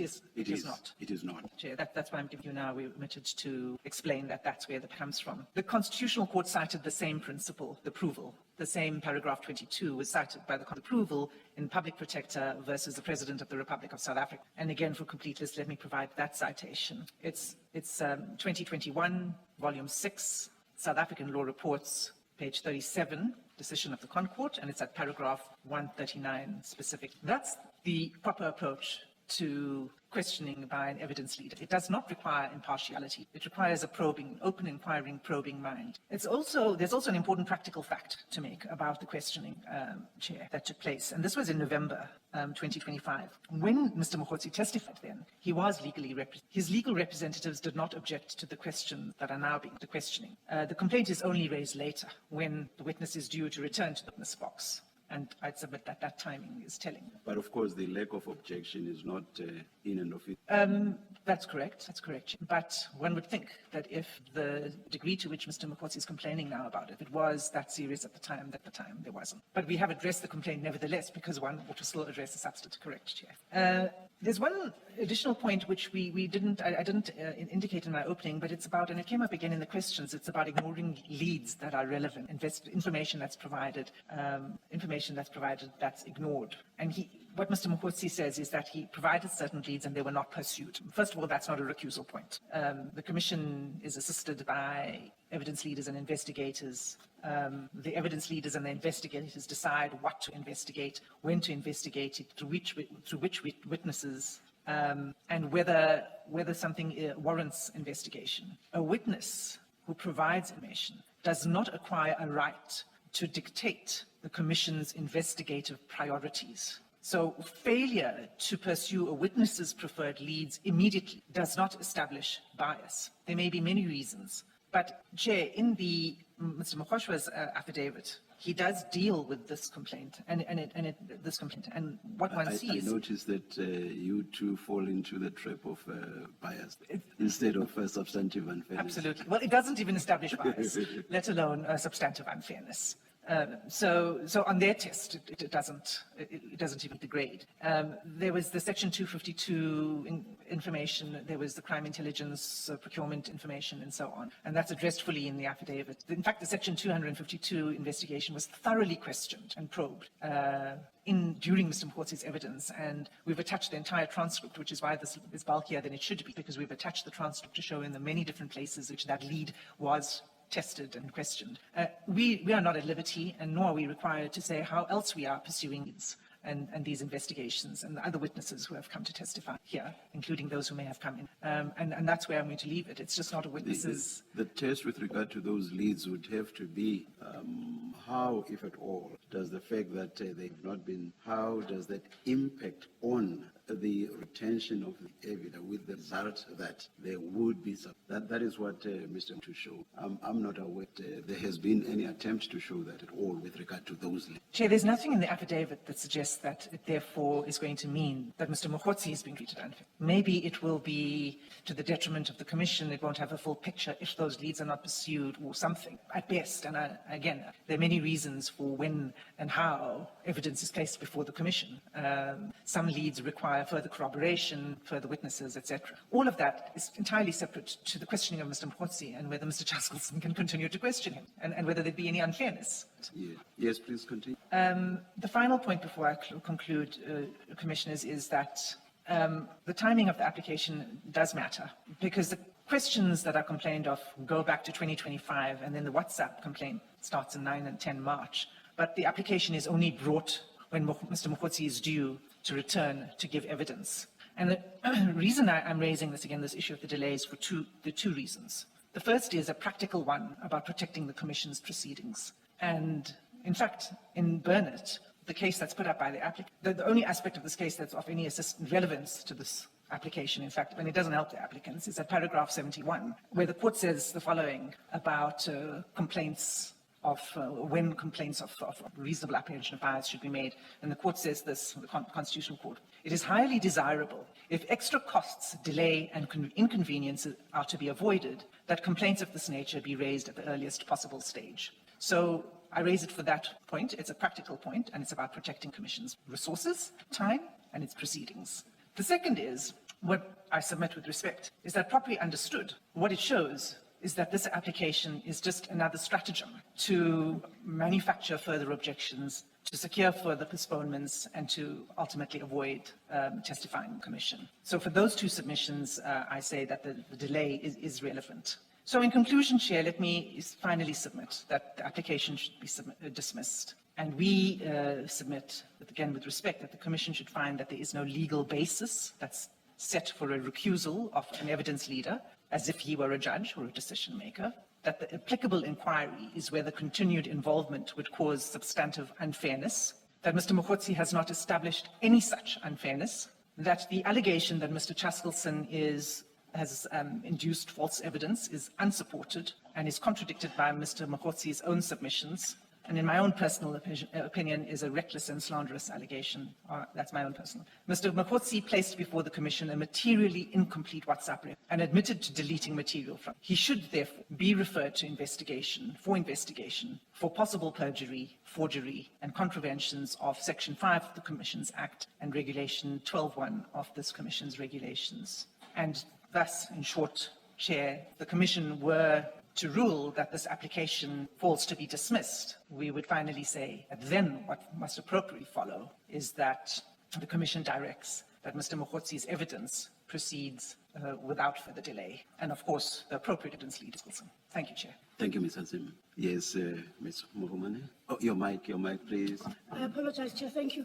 I see that it's lunchtime. I'm uncertain if Chair Our preference is for you to reply, but not more than 10 minutes. I'll confine myself to the 10 minutes, Chair. Yes. Thank you. Thank you, Chair. In reply, I will start firstly by talking about the deleted calls.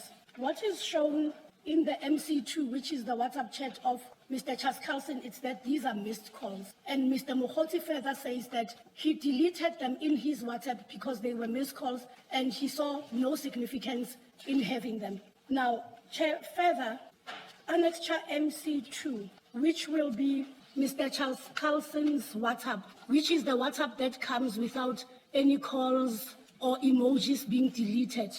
The first page, which depicts the 9th of March 2026, it will be page 35. Chair, what I want to submit is that if the Commission looks right on top of the chat, there's a word there that says nose, and there's a time that says 8:56 a.m. Now, Chair, with that, my submission is that even Mr. Chaskalson has not brought the entire conversation between himself and Mr. Mogotsi. With that little that appears, it's evident that there's been some discussions prior to the one of the 9th. Now, Chair, my submission with regards to that is it prompts that messages that come prior to that, which are conversations between Mr. Mogotsi and Mr. Chaskalson, also be looked at. Because there's nowhere in the affidavits, both of the applicant and that of the first respondents, that makes reference or gives the Commission an explanation as to what was discussed prior to the date of the 9th. But Mr. Mogotsi is the applicant, is the one suggesting impropriety. If by the lack of texts or the fullness of text in this regard, you want to make some point with regard to impropriety, is it not so that as the applicant, Mr. Mogotsi should have told us what's happening there? It's true, Chair, Yes, but then yes, it takes away this impression that has been created that Mr. Mogotsi is the one who reached out to the evidence leader, and this happened on the 9th. But don't the calls that I referred you to earlier show that it is he who appears to have reached out? And in addition to that, I think Commissioner Baloyi took you to the detail of what actually happened, and also lack of denials by Mr. Mogotsi in his replying affidavit with regard to who actually initiated. So So your point cannot stand. Do you remember that engagement by Commissioner? Yes, I And do. when Commissioner Baloyi made specific reference to what is lacking in the replying affidavit with regard to allegations made by the chief evidence. So I don't see how we make that to an hour. Your chairman Can I just add to that before you answer based on the instructions?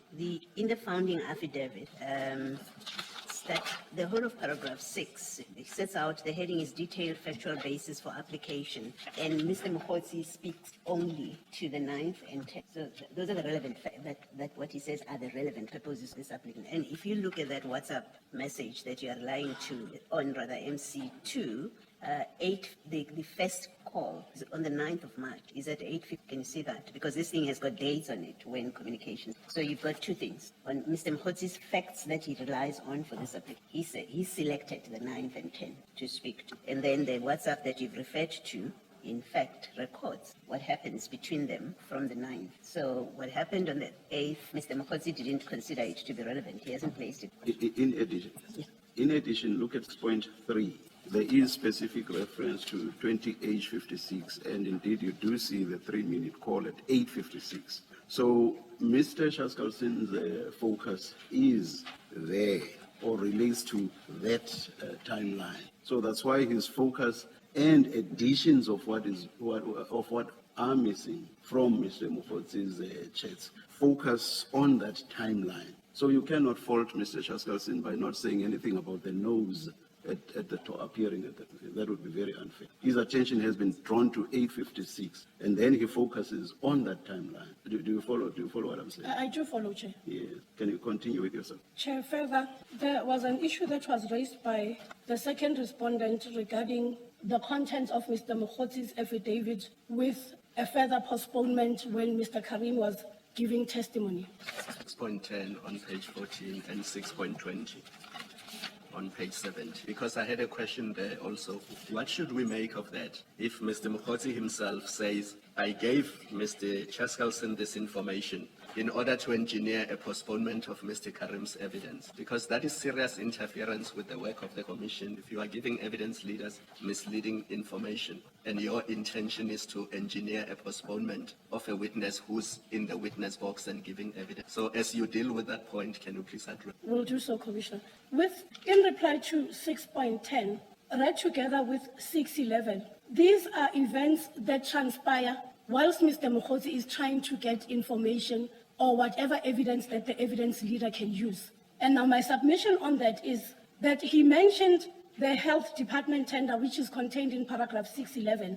And he also mentioned Mr. Maumela and Suleiman in paragraph 10, hoping that in light of this information, he might go and get an opportunity to get more information that was required from him, from the evidence leader. That is how I understand this. So he doesn't say that. He says, I did this deliberately to encourage him to postpone Suleiman's testimony, as I was already concerned about the commission's treatment of me and its focus on issues outside its mandate. He does give a reason why he engineered that. He was trying to engineer a postponement in favor of Mr. Carrim. Ms. Bomani, look at 6.10. He says he began by suggesting that Mr. Chaskalson should ask Mr. Carrim about a meeting that took place between himself, Maumela, and Suleiman. And then he says that meeting never took place. So he lied when he said there was such a meeting. And then he says, I did this deliberately to encourage him to postpone Suleiman's. And he further, Commissioner, says, as I was already concerned about the commission's treatment of me and its focus on issues outside its mandate. So my issue is, why would he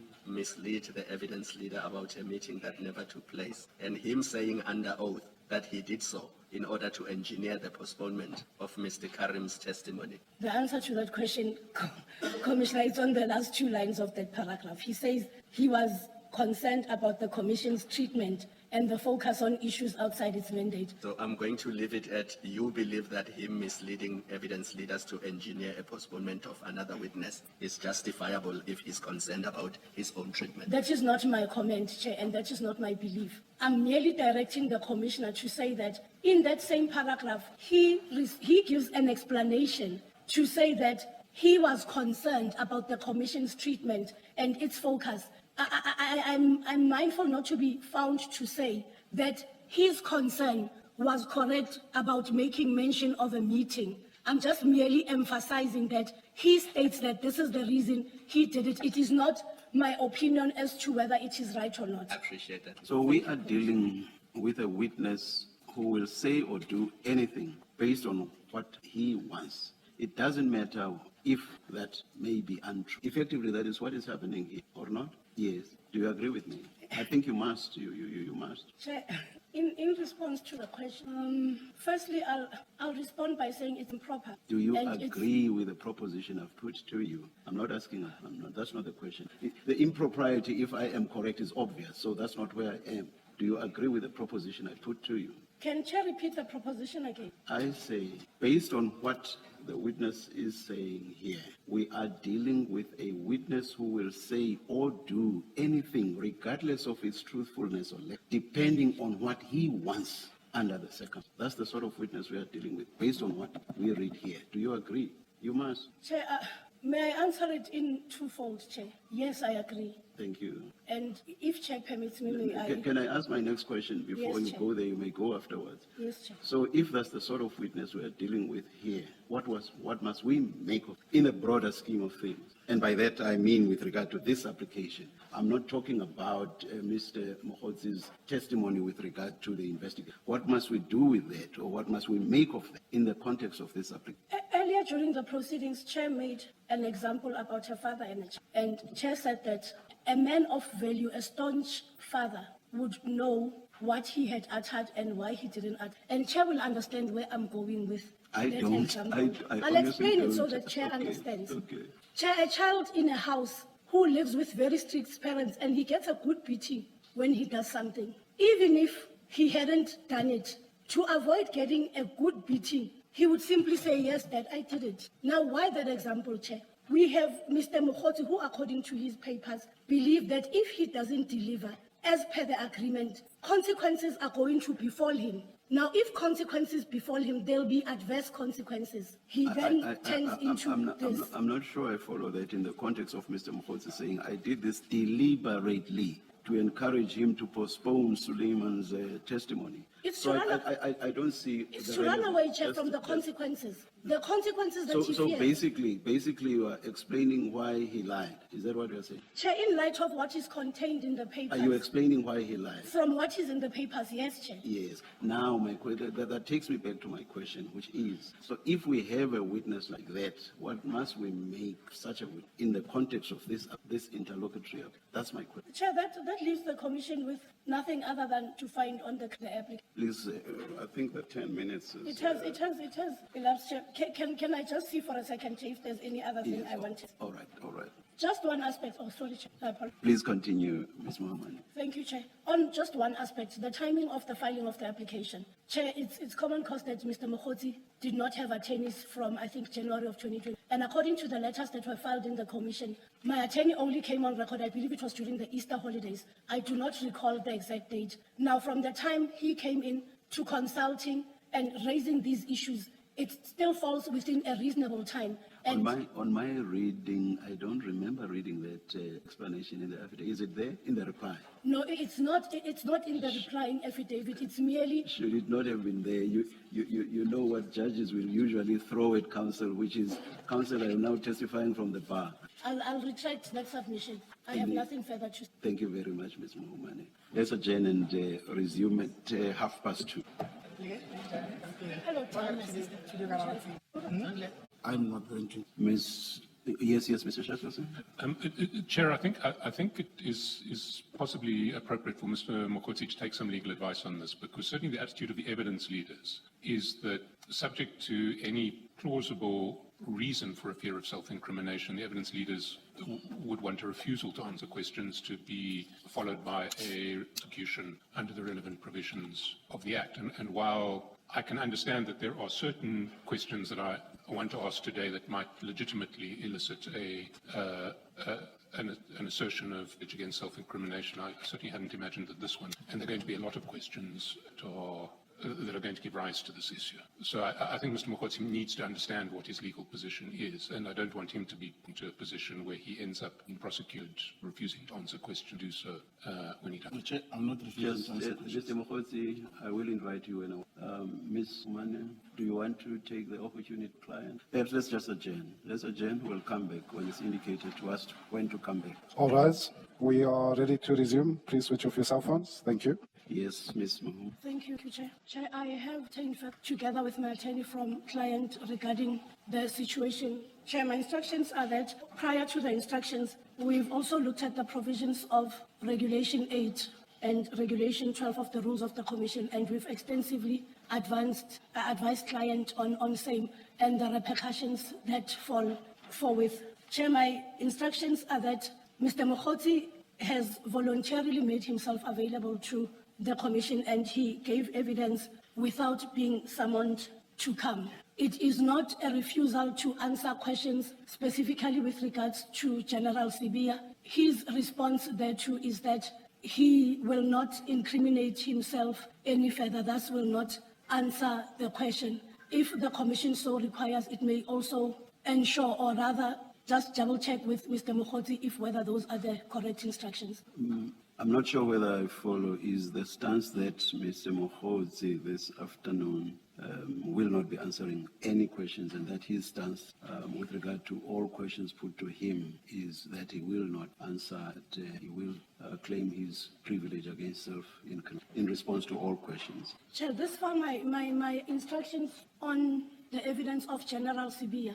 I'm uncertain.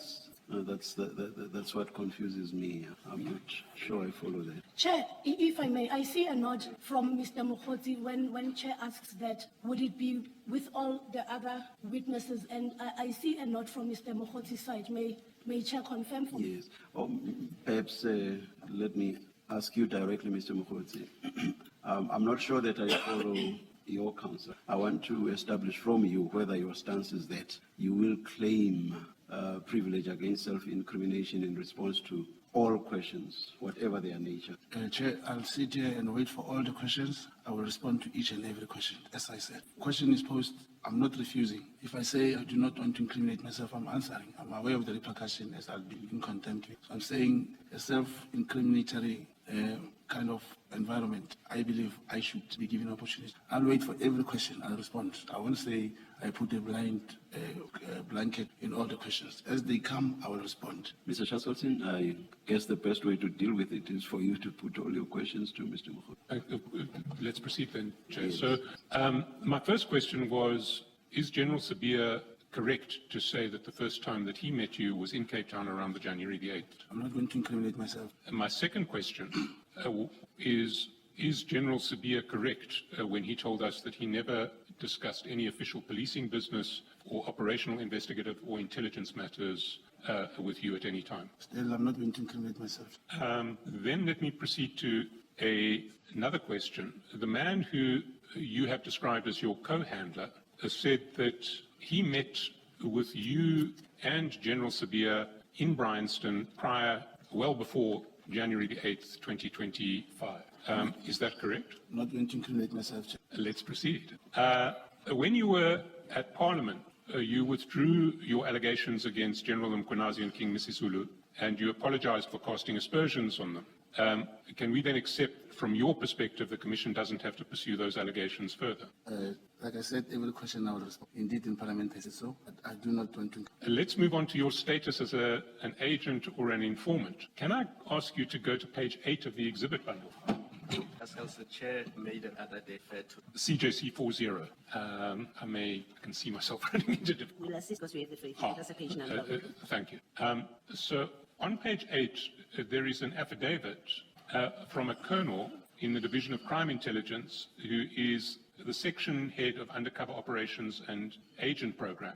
And you'll see in paragraph 1 that colonel states this section is responsible for registration of all undercover operations and deployment of undercover agents, either discharged or non-discharged agents for head office in 9 provinces. And then he says Mr. Brown Mogotsi with identity number, and he gives you identity number, has never been in our program as an undercover agent. There are no records that indicate that Mr. Mogotsi was ever an agent. In our manual database and a computer system, his name does not appear as a person that was ever an undercover agent. As the Undercover Operations and Agent Support section, we provide operational support functions and administer all agent files for members of the South African Police Service. The management and administration of all undercover agents, regardless of the division, component or province where a person is placed, is responsibility of this office. Undercover agents or members of the South African Police Service. Mr. Brown Mogotsi was never employed, enlisted in the South African Police Service. His name does not reflect on the record systems of the South African Police Service. I therefore deny that Mr. Brown was ever a cover agent of the South African Police Service. So the person charged with maintaining all of the records of undercover agents in the South African Police Service Criminal Intelligence Division denies that you were ever an undercover agent. Do you have a response to that? I responded in Parliament. The person only got appointed in 2022. I know how he got appointed. I know where he used to work. He can never know me. Therefore, I will not want him to myself. Are you asserting a privilege against self-incrimination not to answer that question? Yes, that's correct. That's the answer I'm going to give to all the questions. Well, we'll still go through the questions one by one. Yes. Who informed you that you were acting as an agent? I'm not incriminating myself. Did anybody inform you that you were acting as an agent? Let's go down to the next annexure. I think it would be CJC 41. It's at page 10. And there you'll see this is an affidavit, colonel stationed at the Secret Services account in the Division of Crime Intelligence. And the colonel says, I am the acting section head of finance responsible overall management of the financial administration of the Secret Services account. Part of my duties include administrative management of Informer Database National. The SSA Central Informant Index falls under the control of the Divisional Commissioner of Crime Intelligence or his/her delegate appointed for this purpose and serves as the nodal point for the registration and handling of record checks relating to informants. All active and inactive informants are placed on the register, as it is important to know if a person is or has been an informant previously. Paragraph 4, a record of all known information peddlers, hawkers is kept on a separate database to ensure that such persons' particulars are supplied for record purposes. The bona fides of such persons must be placed under suspicion as they're normally not trustworthy and attempt to provide into the highest bidder, irrespective of the consequence. And then if you go down to paragraph 5 on page 11, the Division of Crime Intelligence is responsible for registering and managing informants. All registered informants are subject to verification every 6 months. During this process, handlers and their immediate commanders are required to quickly verify the source and submit it to this office for capturing. The ID number and your numbers given belonging to Mr. Brown Mogotsi was tested against the crime intelligence database. This ID number is registered in the captain system with the and it's been redacted. The source was handled by and it's redacted, and co-handled by and it's also redacted. The source was registered on 9 January 2001 at Soweto cluster, and the same source was deregistered on 20 August 2000. The handlers requested an amount of 1,200 rands for recruitment fee to motivate the contact. According to our report, there are no other financial transactions relating to the period he was active in our system. So the colonel responsible for administering crime intelligence records of all informants says you were an informant for a brief period in 2001, but there is no record of you being an informant ever after. Do you have a comment on that? No, incriminate. Sorry? I don't want to incriminate myself. Now, in fairness to you, I should place on record that the person who you describe as your co-handler says that he was aware that you were being run as an informant. He does confirm that you were being run as. He, however, was emphatic that you were never an agent, only an informant. Do you want to? I don't want to. In your affidavit, you described yourself as a contact agent. The person who you refer to as your co-handler says there is no such thing as a contact agent. Do you want to? And that person also testified that you and he were homeboys from Soweto and knew each other outside Sapsworth. What is your response to that? I don't want to. Now, in your statement, you say that your handler was Warrant Officer Mbuyiseli. Do you stand by that statement? There are 6 different references in your statement to Warrant Officer Mbuyiseli as your handler. Yes, Mbuyiseli Madlanga. Sorry, you said Mbuyiseli Mabuza. I don't want to incriminate myself. You don't want to incriminate. Well, the man who you describe as your co-handler was adamant that you were never handled by Warrant Officer Mbuyiseli, only by Warrant Officer Mabuza. What's your response to that? Let me not incriminate myself. And the man who you describe as your co-handler was also adamant that he wasn't your co-handler. He said he just played a supervisory role in relation to Warrant Officer, a minor supervisory role in relation to Warrant Officer Mabuza. Do you want to respond to that? I don't want to. He said the primary supervisory role in relation to Warrant Officer Mabuza was played by a Colonel Duma who was later promoted to Brigadier Duma. Do you want to respond to that? I don't want to incriminate. And he also said that Colonel Duma was involved as the supervisor of your handler, Warrant Officer Mabuza, right from your first alleged meeting with the man you describe as your co-handler. Do you have a response to that? I'm not going to incriminate. Can you explain why there is no mention of Colonel Duma in your statement? I'm not going to. He was Brigadier Duma. Let me not incriminate. Well, he was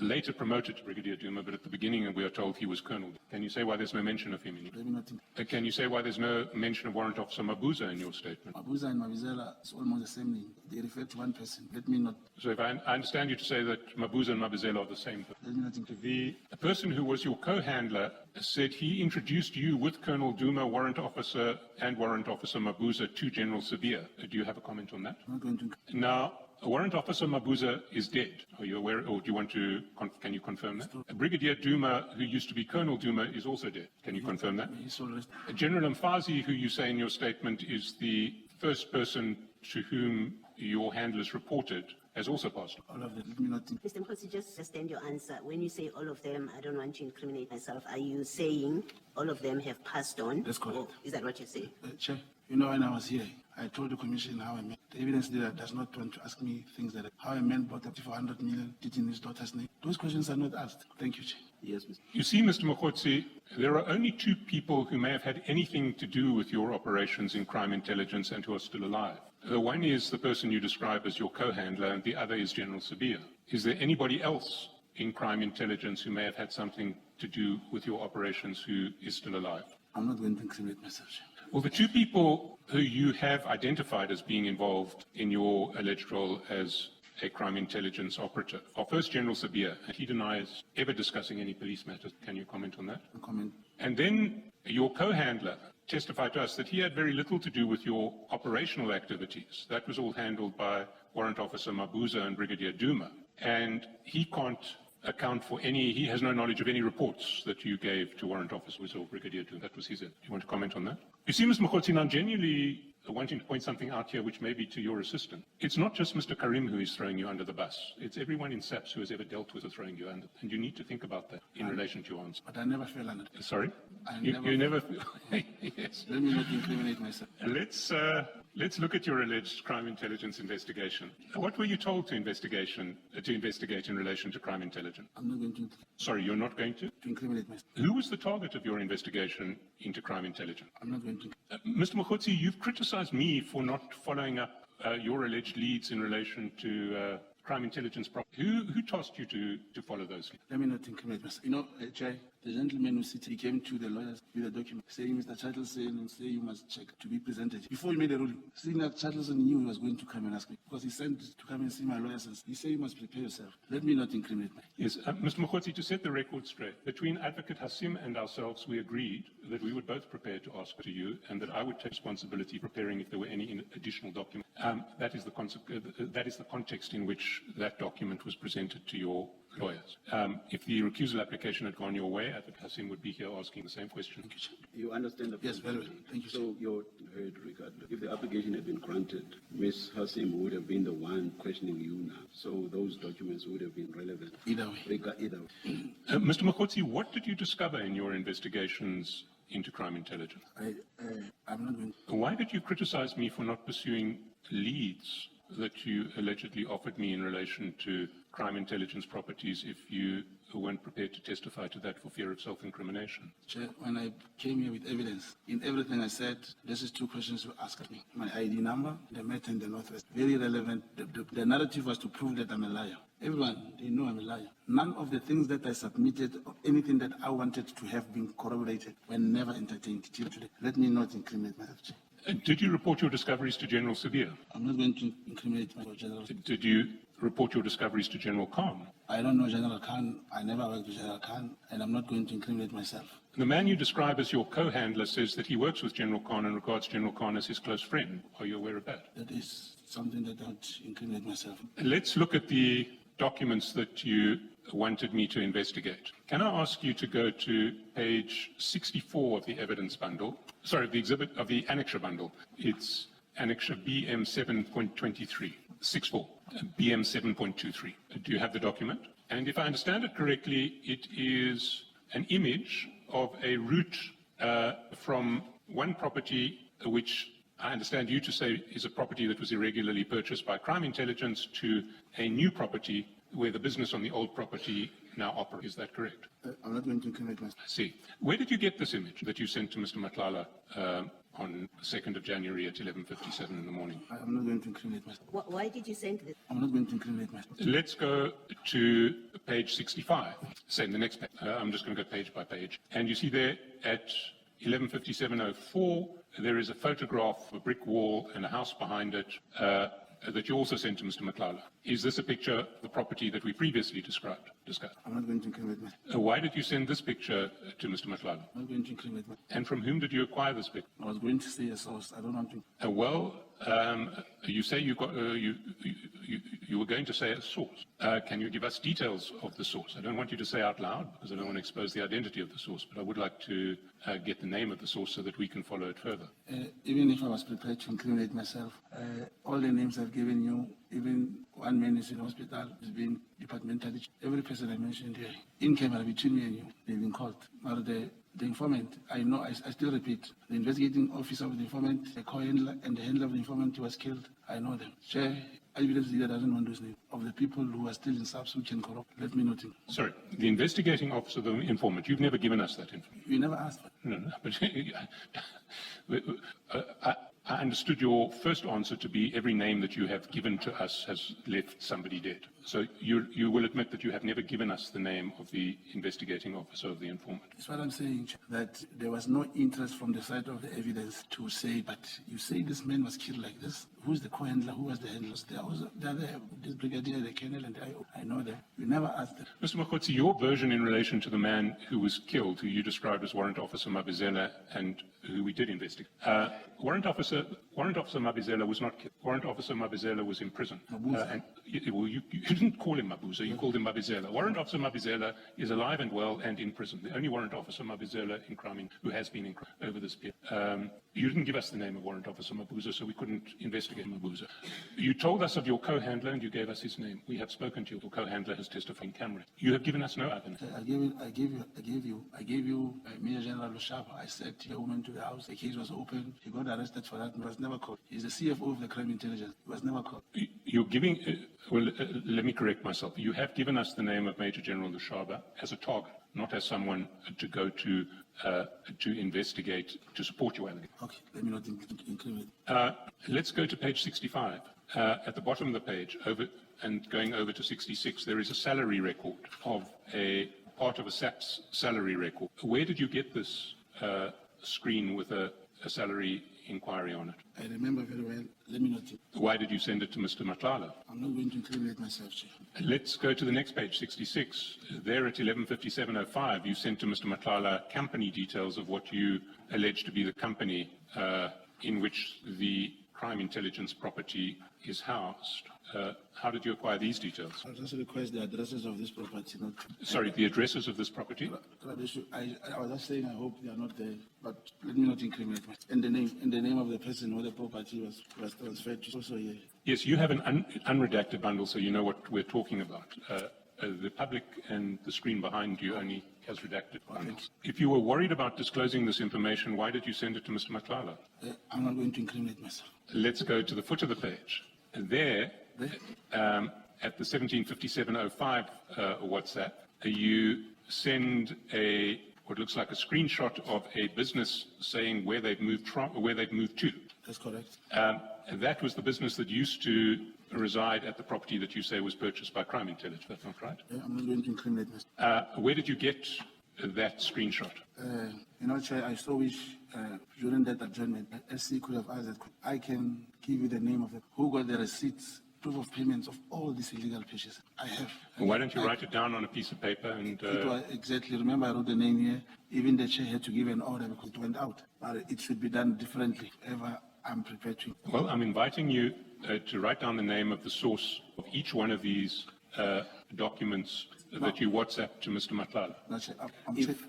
If the insinuation is that something given privately to us was leaked to us, there is no truth to it all. We keep the documents to ourselves. For the record, we have a single one of them. Okay. The only name that I understand you took given to us in confidence was the name of your alleged co-handler. And that name has been... It was not shown by the commission. It just leaked to the media here. The chair also gave an order that it should not. I appreciate that. But I'm saying, through the lawyer, I can give you the name of person who have receipts, proof of payments, who, like your government procurement, who authorized, who signed, who approved. He has those things. Maybe that's what should be asked so that we can give to you. All these ones is just to incriminate myself. You see, Mr. Mogotsi, I would urge you to give us this info, because what we're dealing with is something very, very important and central to this entire commission. all of these documents that we're talking about now are documents relating to the two criminal cases against General Kumalo and his co-accused. You're aware of that? It's not yet charged for. It's only charged for appointment of a BMW woman. It's not charged for this. And even when General Kumalo or Masemola were here, they would never be subjected to this harsh questioning like you do on General Sibiya. Well, let me continue. It was the arrest of General Kumalo in relation to these charges that really triggered General Mkonazi's press conference in July last year. And General Mkonazi clearly regarded those arrests as evidence of organized crime, or states that he regards those arrests as evidence of organized crimes hold over the criminal justice system. So one of two things is going on. Either there is a genuine investigation into the illegal use of crime intelligence funds in relation to these properties and the illegal appointment of a crime intelligence brigadier, in which case we need as much information as possible to show that when General Mkonazi characterized those acts as a conspiracy involving organized crime, he was wrong. That's the one option. The other option is that General Mkonazi was right, and this was an attempt by organized crime to essentially frame General Kumalo in relation to false offences. If that's the scenario, then we also need to investigate. Either way, we need to investigate. So I would urge you to give us this information. That's the first thing, Chair. When I met you for the first time, I told you about it. The arrest of General Kumalo and the other general has nothing to do with the process. They were arrested for the appointment. For General Mkonazi, as you say, it triggered. And so it's what I told you, it's what I had in mind. It's what I even said. He came to the police college to write the statement, the July 6, how it was staged. I presented that to you. So let me not incriminate myself. So you're declining to give us the information that we say is at the center of the inquiry of this committee? I'm not declining. I'm saying it for now, to come here in public and mention those things doesn't help. I could rather give that to the lawyers and the person who have the papers, proof of payments, who can prove. He wants to come here. He's not getting an opportunity. I can get that. But General Kumalo was not arrested for this property. The same thing they saw about General Mkonazi and the Big Five. In the first place, how did South African Police Service appoint a Big Five man? How did they screen him? And now he's a Big Five. Let me not incriminate myself. Can I ask you to look at the foot of page 65? Is that salary record not directly relevant to the arrest of General Kumalo? Let me not incriminate myself, Chair. I see. What about page 73, another salary record, next to 115710, that the second screenshot on the page? Is that relevant to the arrest of General Kumalo? Let me not incriminate myself. Let's go down to page 75. The screenshot from somebody whose name appears on a WhatsApp to you, dealing with the appointment of someone as a brigadier. Is that relevant to the arrest of General Kumalo? That's relevant. Sorry? It is relevant. It is relevant. And are you willing to give us the details of the person whose name is there? I mean, the matter is sub judice now before the court. We went to court today for the same. Perhaps it's one of the things which should be.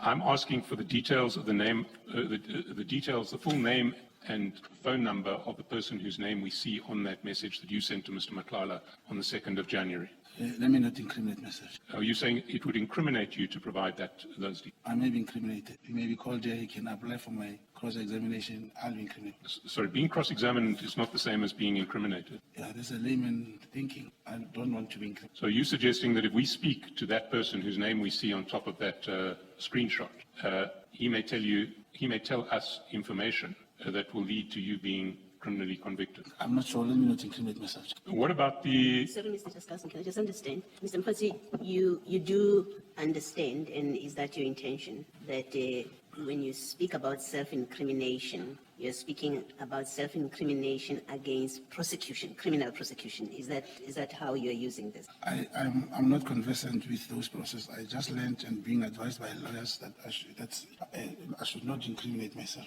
The reason I'm asking is because just one answer back, you said you don't want to say something and this person comes here and cross-examines you. So that's why I'm asking that when you speak about self-incrimination, are you using it, or do you understand what it is that you're saying? Are you saying, I don't want to answer because I don't want to be prosecuted? Or are you saying, I don't want to answer because I don't want to be cross-examined? I just want to understand. No, thank you. Thank you. I understand now. Which one is it? I don't want to be prosecuted, but this one I don't know. I know nothing, and I don't know. Okay, so you don't want to be prosecuted when you say self-incriminate? Sorry, which one did you say you know nothing about? Like the name that you said, there's so many names like this. I don't know, and I'll end up incriminating myself with the same. Mr. Mogotsi, Unless you're you edging refer- towards perjury here. Unless I you're find it referring impossible to believe that you're unable to identify the name of someone in your phone book who has a name on a WhatsApp that is sent addressed to you. Yeah, to avoid perjury, let me not think. No, you can't plead a privilege against self-incrimination because you might perjure yourself if you give a false answer. The privilege against self-incrimination applies only to true answers. That's correct. But remember I said, Chair, why am I not giving opportunity? If any of these things would have to be given to you, should come through the lawyers. That I don't come back here and incriminate myself and myself. I don't follow what you say about something coming from your lawyers. What exactly are you saying? Chair, I'm saying if there's anything which probably the evidence leader may want, as the lead evidence, remember, it's asking me about things that the information from my phone. That isn't it? Can't it be useful that I perhaps give to the lawyers whatever he wants if I have? Because others you may find I'm not clued up. Yes, Mr. Now, I'm going to repeat my question. Can you give us the name and contact details, the full name and contact details of the person whose name appears of that WhatsApp, whose first name appears? I only knew this person as this is written, and remember my phone's waiting, so I'm not having those old numbers, but I only knew him like this. So you're telling us you just don't know the answer. You are unable to give us Not that I'm the answer. able. Is that what you're saying? No, Chair. This name I know it is, so you want the name and the surname, which I don't have the surname. You want the contact numbers of this person, they are gone with the cell phone. So you don't know how to get hold of them. I'm not sure. And now no one trusts me. Remember, I'm a liar now. Where does this person work? Let me not incriminate myself. Mr. Mogotsi, maybe just also to make the observation that there is a difference between refusing to answer a question and because you don't want to answer, and there's also the I won't answer the question because I will incriminate myself. I give you the answer. So when you are asked a question about where is this person employed, and your answer, and you don't want to give that answer, it's not self-incrimination, it's you're refusing to answer. Is that, do you understand the difference? Thank you. Well, let me try again. And let's call this person John. Okay, John. Okay, we'll just call him John. His name is not John. We know what his name is. The screenshot reflects that at 11:27, you asked John, and then somebody's name is included there, Mbuyiseli aangestel as a brig. So you asked whether that person who we know was appointed as a brigadier at Crime Intelligence is Mbuyiseli aangestel as a brig. So can we infer from that that John works in Crime Intelligence? Yeah, you see, this message, I think, was forwarded to me because the language written here, there's no way he and me can speak in. So this John, I don't know, I can't find, I only knew it's John. I can't find this John. Now, a short while ago, you were saying to me that you couldn't identify John because John may have been on your phone, but your phone has disappeared. So, no, PK, they took it. Sorry? It was taken by the police. Yes, taken by the police. It means So you don't have your phone anymore, so you can't tell me who John is. No. Now you're saying something completely different. Now you're saying, no, John didn't send a WhatsApp to me. John sends a WhatsApp to somebody else who forwarded it. No, Chair, I'm saying the language that is written here, you may find it was forwarded, this portion. And now this John, I only knew this John on my phone like this. I don't know if his surname and I don't know if his numbers. You've never had his number? Of John. Of John, yes. No, John was in my phone. I don't know his surname. So if you say I should go and look for him, I can't find him. Yes, because you don't have your phone anymore. Yeah. But what you asked John... But Chair, if I can be, what I've just requested in assisting this process, if there's anything which perhaps senior counsel may want to be, if it can be done with my lawyers, all the names, whatever that he needs, like things that I said, I did talk about the names. I'm ready. I can get the lawyers even that they can submit them to senior counsel. Not only John, anything that is here, perhaps the names and the surname, like you say, you want to go and do some investigations. It can help. Well, I would like to know John's name and number. I'm going to object. Just before that. Yes, Ms. Muhammad. Thank you, Chair. The question that the evidence leader is putting to Mr. Mogotsi, I believe, has been asked on numerous occasions, and his response thereto is that the phone is not available. It was taken by the police. He doesn't know how to get a hold of this John. Now, asking him on numerous occasions, he's already given the answer. That's the basis of my objection. Thank you, Ms. Muhammad. Yes. I may have misunderstood Mr. Mogotsi, but I thought he was inviting me to ask through his attorneys for names and numbers. And the one name and number that I want to get hold of is John's name and number. If Mr. Mogotsi wasn't inviting that, then I'll withdraw the request to the attorneys. But I understood him to be inviting me to ask that. And Chair, I would understand that to be in due course upon that information, whatever information that he may have, or the names, that same will be made by the legal team for the evidence leader to have. At this juncture, he doesn't know who John is. He doesn't have his phone. It doesn't take the issue of John any further. I wasn't asking for the answer now. I was asking for it in due course in response to that invitation. What's your attitude to the invitation by Mr. Mogotsi? Chair, if those are the instructions, I'm certain that same can be arranged. We've had, even prior to the proceedings, where we've had meetings with the investigators together with the evidence leader. I don't see why we cannot do that when we are done here today. I do not have any objection with that. Thank you. Mr. Chaskalson? Thank you, Chair. Can I just clarify that you were the one who wrote, or are you the one who asked the question, this, and then the name is there, Mbuyiseli Madlanga? Is that a text that you sent? I can't remember, Chair. Well, let's go later down. If we go over the page, we see how the conversation proceeded. It said, no, who het sy nog steeds nie 'n personal number nie? Ook enige idee of sy familie is. Did you write those? Since this long, it's not me. Sorry? It cannot be me. I can't write this long. You don't write in Afrikaans? I can't, yeah. I don't text in Afrikaans. I'm not good. And why would you send that to Mr. Madlanga on the 2nd of January? Let me not incriminate myself. Then the next screenshot is, again, the personal number, well, a salary screen without a personal number, no records for combination. Does that relate to the prosecution of General Kumano? Let me not incriminate myself, Chair. Now, let's get to what happened after you sent all of these screenshots to Mr. Madlanga. He writes back on page 77, what is this things you just sent to me, brother? I see it shows several registration numbers of cars and residential addresses, and you say they used state money to buy those properties. So why were you sharing this information with Mr. Madlanga? I'm not going to incriminate myself, Chair. Well, let me ask another question. Did either your handler or your co-handler know that you were sharing this information with Mr. Madlanga? It will depend, but let me not incriminate. Well, what would it depend on? You see, when you work with a handler, the time where you submit, report, this is what's happening every step. So possibilities, it's just that you can't show him all these messages if there are 100. You can say, I'm working on this. But would you provide a brief description of, I've shared with him a whole range of properties illegally bought by crime intelligence and details of someone illegally appointed by crime intelligence. Would you? No, let me not. Mr. Chaskalson, is there a way of... Chair, I do think it's important that we go through it, if only to show that we are, even if we're not getting much out of the witness, I think we do need to try. How much longer do you? Your microphone, Yeah, no, I know. I switched the mic off because I was looking to see how much longer. Okay. I think at least an hour. Okay. Let me put to you what your alleged co-handler said to us. He said that he was not aware that you were investigating Mr. Madlanga. Do you have a response to that? She said Brigadier Duma, who was senior, is the one who knew what even the notice for investigation went to do. Why didn't you mention Duma at all in your statement? Let me not incriminate myself. You see, your alleged co-handler didn't just say he was unaware that you were investigating Mr. Madlanga. What he said is that if you were investigating Mr. Madlanga, sharing documents relating to your investigation of crime intelligence with Mr. Madlanga, who was a completely different target, would be bad intelligence practice. What's your response to that? That is thinking. But your handler, are you saying that your handler was aware of this and was quite happy with you sharing these documents with Mr. Madlanga? Let me not incriminate. You see, this is not the only example of bad intelligence practice if your version is to be believed. You say in your statement that your first meeting with Mr. Madlanga was on 7 December 2024. That's at page 9 of your statement, paragraph 32.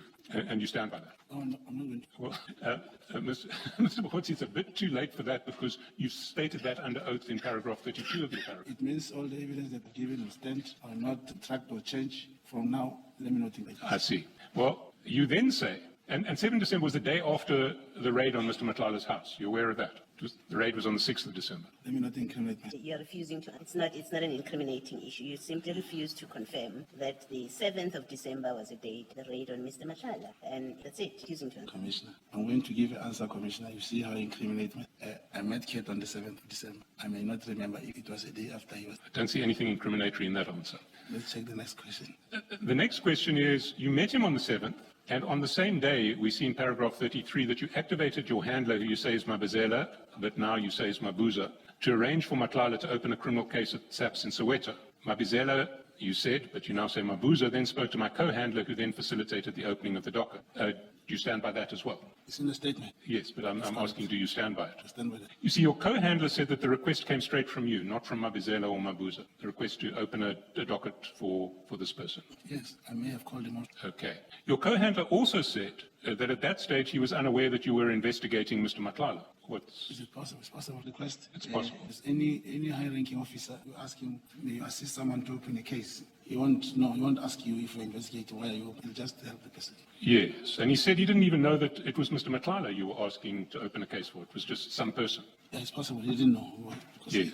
He was very clear that it was not good intelligence practice to put a target in contact with a member of crime intelligence who was playing a supervisory role in relation to the investigation of it. So he was clear on that. So the tenor of his evidence was that if he knew you were investigating Mr. Matlala and he knew that you were asking him to open a case for Mr. Matlala, he would not have put himself in a position where Mr. Matlala saw him and knew that you were dealing with. What's your response to that? See, one of the reasons Mr. Matlala had to open, one of the reasons he had to open a case, I did say that the same to the arrest of General Kumalo. The case was opened in Cape Town by a member of parliament. It could not be investigated. The same person came to Soweto to open a case because there was this thing of station commissioners communicating or being instructed by the provincial commissioners that this case, this one, don't open. So for me to say, help someone to open a case, it is not about intelligence practice, or it's to ensure that the person is able to open the case. Yes, but you can get a case opened without exposing your supervising handler, or co-handler, as you say, to being known by someone who is a target of an investigation that he is supervising. Now, Chair, the man could not open a case in Brooklyn, even in Vacation Township in Pretoria. Once you are a target, you cannot open a case. Why was it so important to get this case open? He wanted to open a case. If a criminal charge is to be laid, it doesn't come with him and so on. And so you were prepared to expose your co-handler's identity to this man because you thought it was important for the case to be open? No, Chair, you call, please assist this person to open it. You don't say, my brother, I now expose you. I am going to open a case. This man is from crime intelligence. Let me show you.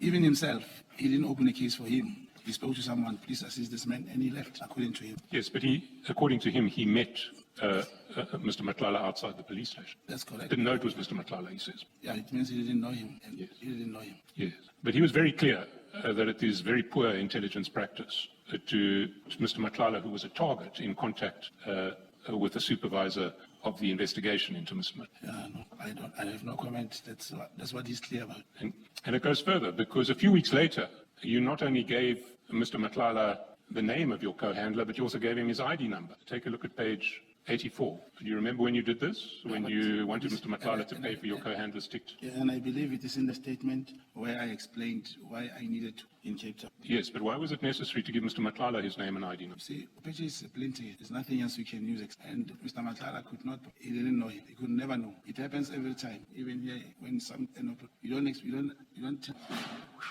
Mr. Mogotsi, your co-handler's name is all over the press as a senior crime intelligence official. Anyone who showed any interest in these people would have been able to identify the fact that one of the people who you had asked Mr. Matlala to buy tickets was a crime intelligence. I know how. Long before this commission got set up, do a Google search. You'll find lots and lots of references to your co-handler and his role in crime intelligence. That is true. You see, what I want to put to you is that none of these dealings, in terms of which you exposed your co-handler to Mr. Matlala, make any sense if Mr. Matlala was an actual target. And what I want to put to you is he wasn't a target of your investigation at all. In fact, he was someone who you hope to work with against the real target, who was General Kumalo. What's your response to that? I'm not going to. You're not going to incriminate yourself. Let's look at your interest in General Kumalo. Let's start with your approach out of the blue to General Mkhonazi. Remember in September, out of nowhere, you send him WhatsApp. Can you go to page 290 of the exhibits? 290. Do you have it? Now, these are the WhatsApps that you describe as having been sent to General Mkhonazi in your statement as a way of making contact. And your opening gambit on the 30th of September, you say, my General, Brown Mogotsi from the Northwest, an internal attempt to discredit you through a defeating the ends case. That's the 30th of September. General responds to you the next day and says, morning, sir, what you talking about? What defeating case are you referring to and who's behind it? And just remember, he's asking who's behind it. You immediately forward him the Mpangeni occurrence book. And then if we go down all the way to page 292, you answer his question, who's behind it? When at 9:19, you say, General Kumalo DIVCOM. Just check your standing with him. Yesterday, he pushed a negative narrative about you on the CITs in KZN. The same complainant spoke with, and that's a reference to the complainant in the Mpangeni case, who you've referred to at 7:51 when you say, I'm meeting with the complainant, will revert. Me so far? Go over the page, 293. That text we've just seen is at the start, and in fact, it comes above a crime intelligence presentation. So when you say General Kumalo DIVCOM is behind this attempt to discredit General Kumalo, yesterday he pushed a negative narrative about you on CITs in KZN, you actually attach, General Mkunazi, you attach a screenshot which shows a crime intelligence present. And then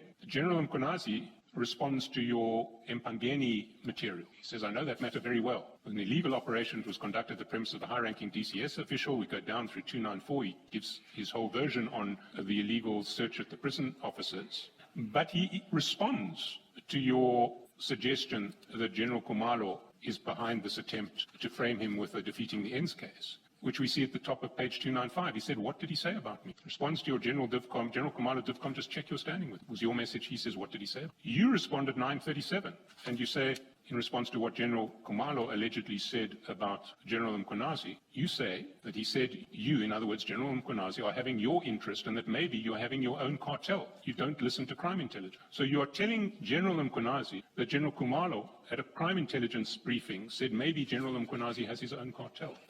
Yeah, indeed, Commissioner. So if we go a step back, you respond to General Mkunazi when he says, what did he say about me? Jen, this must be in your chest. He responds, trust me on this one, and then you give the answer. You're having your interest in that maybe you're having your own cartel. You don't let a crime intelligence. Then Masamola intercepted. Also spoke about your provincial crime intelligence. Remember, he's retiring there. And General Mkunazi is clearly concerned. He's, please get me that presentation if there is one to confirm, or otherwise if there's any recording. And you respond to that. Nothing. In other words, there are no recordings. General Khan. So that's what the exchange was. And what I want to put to you is that the overall picture is that you are making very serious allegations against General Kumalo to General Mkunazi. You're suggesting that General Kumalo is trying to frame General Mkunazi, is trying to link him to cartels, and that General Khan will be able to tell General Mkunazi more about. What's your response to that? Thank you. There's some logic in general. You understand? The time I told you about the legend building, that is the legend building. A man who doesn't know you get. When I brought the application here for recusal, I led you.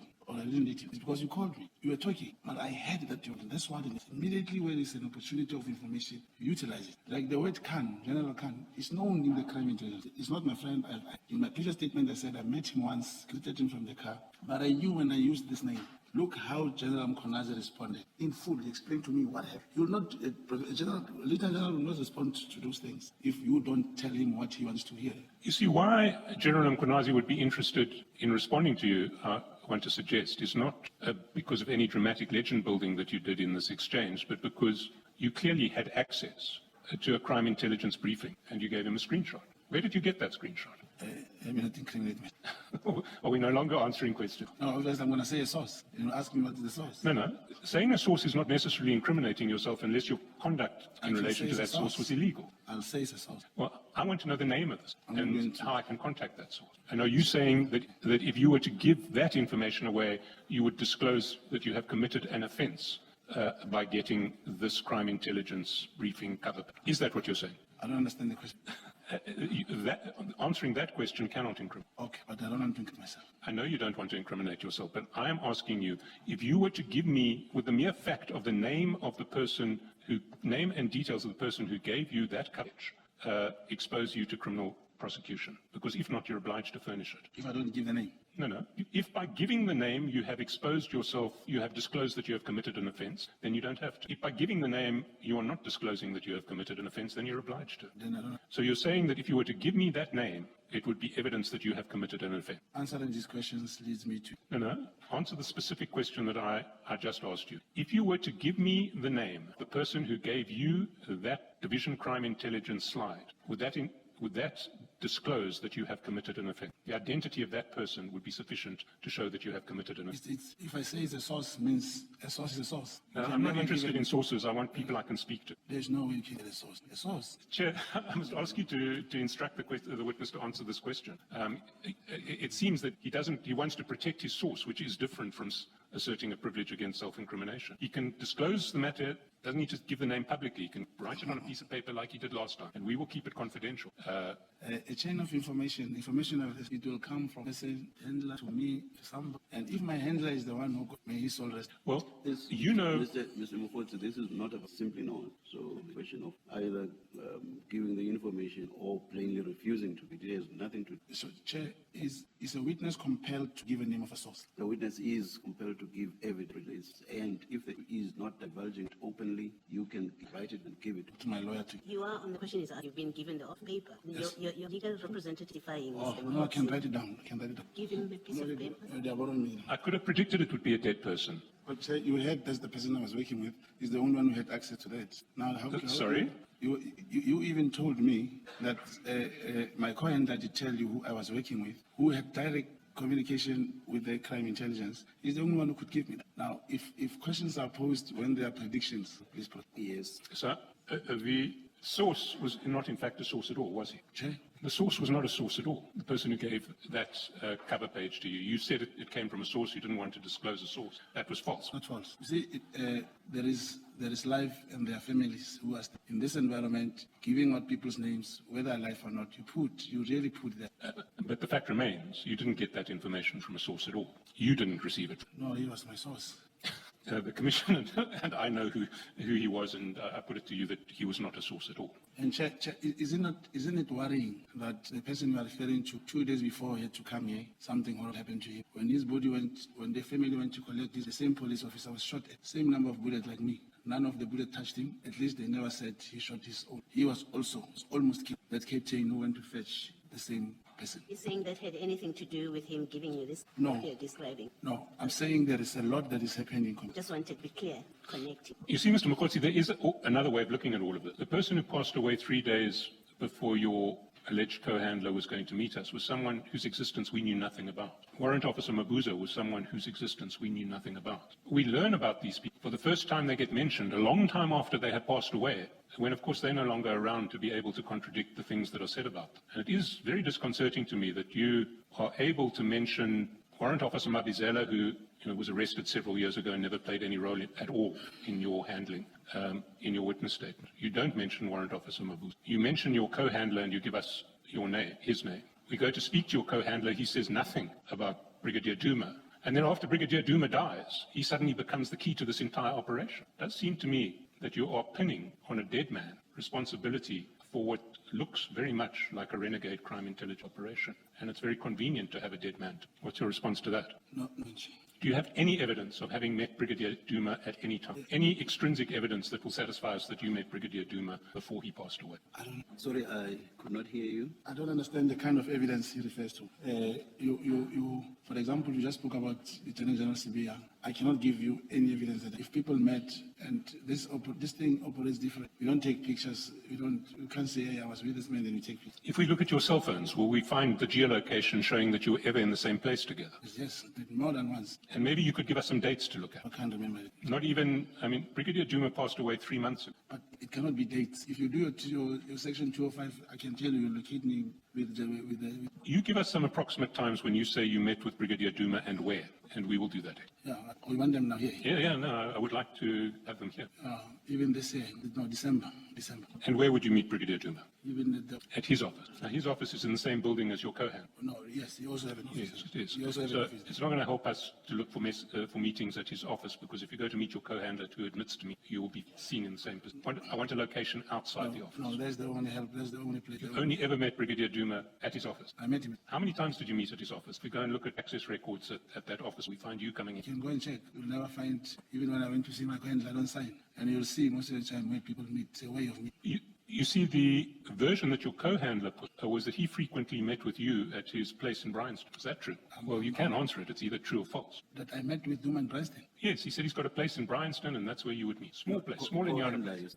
You said co-handler.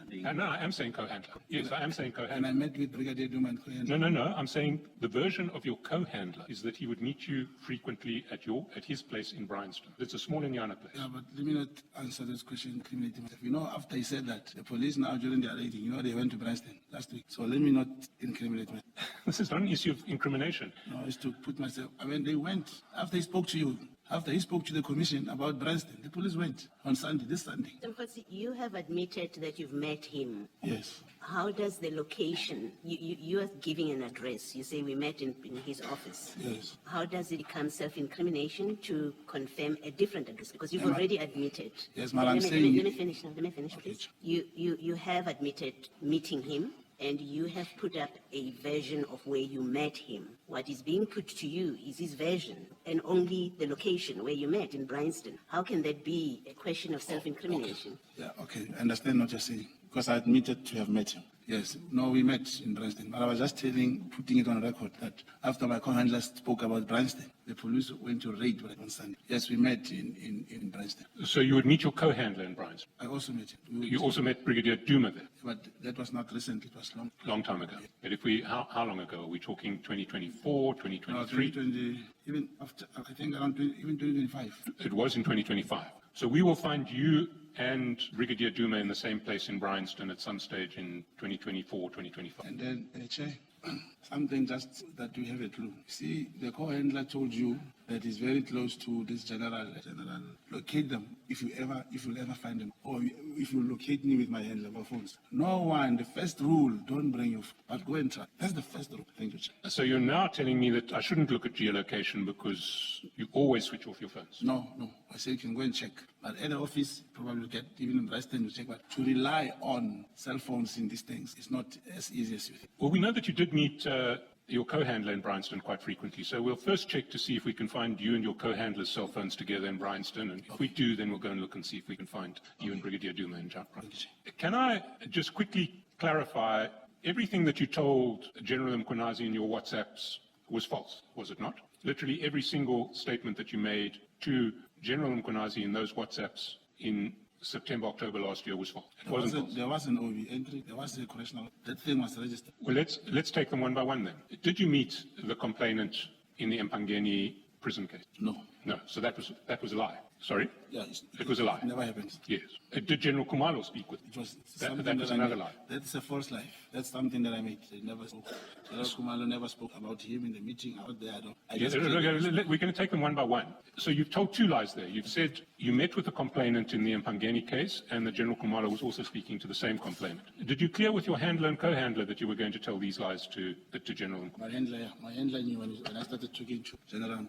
And I knew you were talking to General Mkhwanazi. Did he know that you were going to lie to him and say General Kumalo is meeting with the complainant who is setting up this defeating the ends case? No, obviously where the information of this nature comes, wherever from the name where I showed you, Busma Visa will always. So Mabizela stroke Mabuza knew that you were going to say that you were meeting with a complainant and that General Kumalo was also meeting a complainant and that General Kumalo was trying to set up General Mkhwanazi, trying to frame General Mkhwanazi on a defeating the ends case. No, Chair. And maybe I should give it in a rough example. If one is a prosecutor and instructions say the state opposes, you don't tell him, well, go there, stand up and say, you just tell him go and oppose. When you get there, you oppose. That doesn't necessarily mean you give him statement by statement. This is what we're going to say, this is what we're going to say. I see. So now I understand that you've got a broad brief from your handler. Go and engage General Mkhwanazi. Is that what you're saying? Let me not incriminate myself. Did your handlers know that you were going to say that General Kumalo had pushed a negative narrative about cashing transits in KZN and had suggested that General Mkhwanazi had his own cartel? No, I'm not going to. You see, did your handlers know that you were going to say that General Khan would brief General Mkhwanazi? I'm not going to. Did you clear with your handlers whether you could drop the name of General Khan? You don't need to clear. When you work on such things, you do what you have to do and report. Perhaps I should not incriminate myself. You see, in your statement, you say this was all about an attempt to gain General Mkhwanazi's confidence and trust in order to execute my mandate in terms of the task order of your handler. What was that mandate? Yeah, no. As it's written on the statement, that's how it stands going for. Let me not. So am I to understand then that this was your fishing expedition to establish whether General Mkhonazi was working for the CIA? Oh, let me not. No, I don't understand why that would incriminate yourself. You've said the only mandate that you mention in your statement is the allegation that General Mkhonazi may be working for the CIA. Yeah, but now, as I said, remember, I fully confirmed that content of my statement going forward. Let me not. So there was no other mandate that you had in relation to General Mkhonazi beyond the mandate in your statement? Yeah, that's what I'm saying. So you're now saying there may be another mandate beyond the one? Yeah, of incriminating myself. You've now publicly apologized to General Mkhonazi for suggesting that he may have been linked to the CIA. I did apologize again. Yes. And retracted that since I do not have tangible, I should. But in pursuit of that link, you were happy to tell a series of lies that were calculated to interfere with the relationship between General Mkhonazi and General Khumalo. Let me not think. Well, the whole purpose of the whole tenor of your WhatsApp was to make General Mkhonazi suspicious of General Khumalo. And you were going to sow suspicion between General Mkhonazi and General Khumalo, who was the head of the PKTT in KZN and the Divisional Commission of Crime Intelligence National. You were sowing suspicion between Provincial Commissioner of KZN and General Khumalo, who was the head of the PKTT in KZN and also the head of Crime Intelligence National. Did your handlers approve of it, sowing suspicion between General Khumalo and General Mkhonazi? Did you receive specific approval from any handler, co-handler, or Brigadier Duma to do this? Well, like I said, if it comes from him, he knew. So somehow, he knew. Who knew? The same person I wrote on. Oh, the dead person. I agree with that first of all. And so he knew that you were going to tell lies about General Khumalo to General Mkhonazi and make General Mkhonazi believe that General Khumalo was trying to frame him. Did General Sabia know? I'm not going to. General Khan? You see, if we go through everything that we know that you actually did in relation to your so-called investigation, what we see is time and again you are trying to set up General Khumalo. Do you remember the episode when you wrote to the minister about the breakthrough and whether the arrest was effective? And you you then WhatsApped your screenshot to Mr. Matlala and asked him about IPAD. Those that are in the statement. Yes, well, so I'm going to list a series of episodes. The first is your attempts to get members of the PKTT, or who you thought were members of the PKTT, arrested for the raid at Mr. Matlala. I thought so. Can you hear the question? The first, I'm listing a series of operations that you performed that seemed to be targeted at General Khumalo. The first is trying to get members of the PKTT, or who you thought were members of the PKTT, arrested for the raid at Mr. Matlala's house. I didn't open the case for them. No, you referred it immediately to your co-handler, your alleged co-handler, who tried to open a case for them in Soweto. That's one. Yeah, but unless you say the PKTT or whoever can go to anyone, and remember he even said the assaulted to help someone open a case is not to. He became the. Who else have you opened a case for while working in crime intelligence? Let me not think. Can you give me one example of another case that you've tried to open while working in crime intelligence for an alleged target? Well, try and remember. Is there one? Is there any target in your lengthy experience in crime intelligence who you've helped to open a case other than Mr. Matlala? No, they didn't want to. They were not. Operations were not opening case. It was just that, and you know someone can help, and that's it. Yes, but it wasn't a coincidence. Your first meeting with the man was the day after he was raided. It's a coincidence in the nature that his wife and himself were assaulted. I didn't say, for those that assaulted, come to me and I refer you to open cases. Then at that time, a person could not open. If, like this member of parliament, when he came to Soweto, I was not part of that. I did not know how that happened. But if I also referred him to someone, would that means my job is to help people know. We do know what happened with that member of parliament. He also went to your co-handler. Your co-handler managed to get a case open for you. And now no one is concerned why these people are traveling so long distance. Because where they come, cases cannot be opened. When you gave example earlier about the arrest on the 6th of July, when General Mkhonazi, if you could remember how he attacked the presiding officer who imposed those bail conditions. That magistrate also even accused himself is because they were not worried as to how did this man open. Why did he have to travel all the way? Yeah. Ms. Mogotsi, we will ask questions of General Mkhonazi when he comes back. But at the moment, I'm asking questions of you. And my question was, have you ever opened a case? And the answer was no. So you did that. You assisted the opening of the case on the 7th of December, the day after the raid. You then started communicating with the minister about getting an IPAD arrest. You recall that? If it's in the statement, it's done like that. Well, we traversed it last time. I'm not going to do it again. That was the second occasion. All right, it's 17:09. We're ready to resume. Yes, Mr. Chaskalson. Thank you, Chair. So we've talked about your attempt to sow division between General Kumalo and General Nkonyasi, your attempt to have members of the PKTT arrested for the raid on Mr. Matlala, your attempt to get IPID involved in an arrest arising out of the raid on Matlala's. That's 3 instances where we actually see you in action operationally.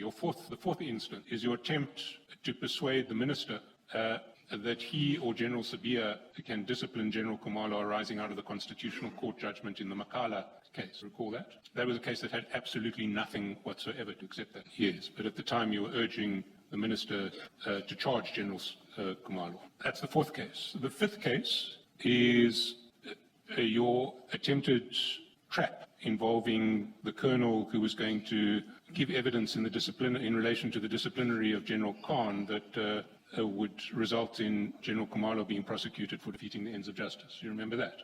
Your section 252. I remember that you only had to prove that there was plot, not the part that... Sorry, the General... So you're now disavowing that you wanted General Kumalo charged with defeating the ends? Going with, as a result of the operationalization of F2A. Yes. Wasn't that the purpose of the 252A? No, the purpose was to get information on what was saying about the... No, that wasn't the purpose of the 252A. 252A, you were trying to bribe the colonel with promises of promotion and possible payments of bags of money to say that General Kumalo had put him up to changing his version to implicate General Khan. We went through this all last time. I don't want to rehearse it. Do you remember that? But the word that I wanted to bribe him, I never bribed him. He in the transcripts are here. There's no way I bribed him. He spoke about how he was up and what to say during the hearing. To my surprise, here, having his statement, what he said from the transcript. The evidence leader decided to defend. It's not me who was speaking. I was part of the recording of the trap to have the man record. He said himself that I was approached, I was endeavoring to speak lie about this general, but the concentration is not on that man, what he was saying. It's me, I wanted to bribe him. Yes, but you didn't bother investigating what he'd said under oath the day after the events at Ayrton, which were what General Khan was going to be charged with, did you? No, it was said there, you led that evidence here, you showed me the statement that he said during the arrest. And so what he said the day after the event was exactly the same as what he had been, as what he was intending to say in front of the disciplinary committee. I don't know, I recorded the man, that's all. Yes, but you got involved and tried to persuade him to say that General Kumalo was telling him to change his story. I didn't persuade. I didn't even know that he was going to do that thing. He came and said all those things himself. There is no way where I persuaded him. It is him. We dealt with it last time. I'm not going to deal with it further, but that is then the 5th instance where you seem to be targeting General Kumalo in your operational activities. There's a 6th instance. The 6th instance relates to your WhatsApp exchange, your signal exchange with the minister at page 110 of the exhibit bundle, BM7, of the annexure bundle, BM7.69. Sorry, the page again. 110.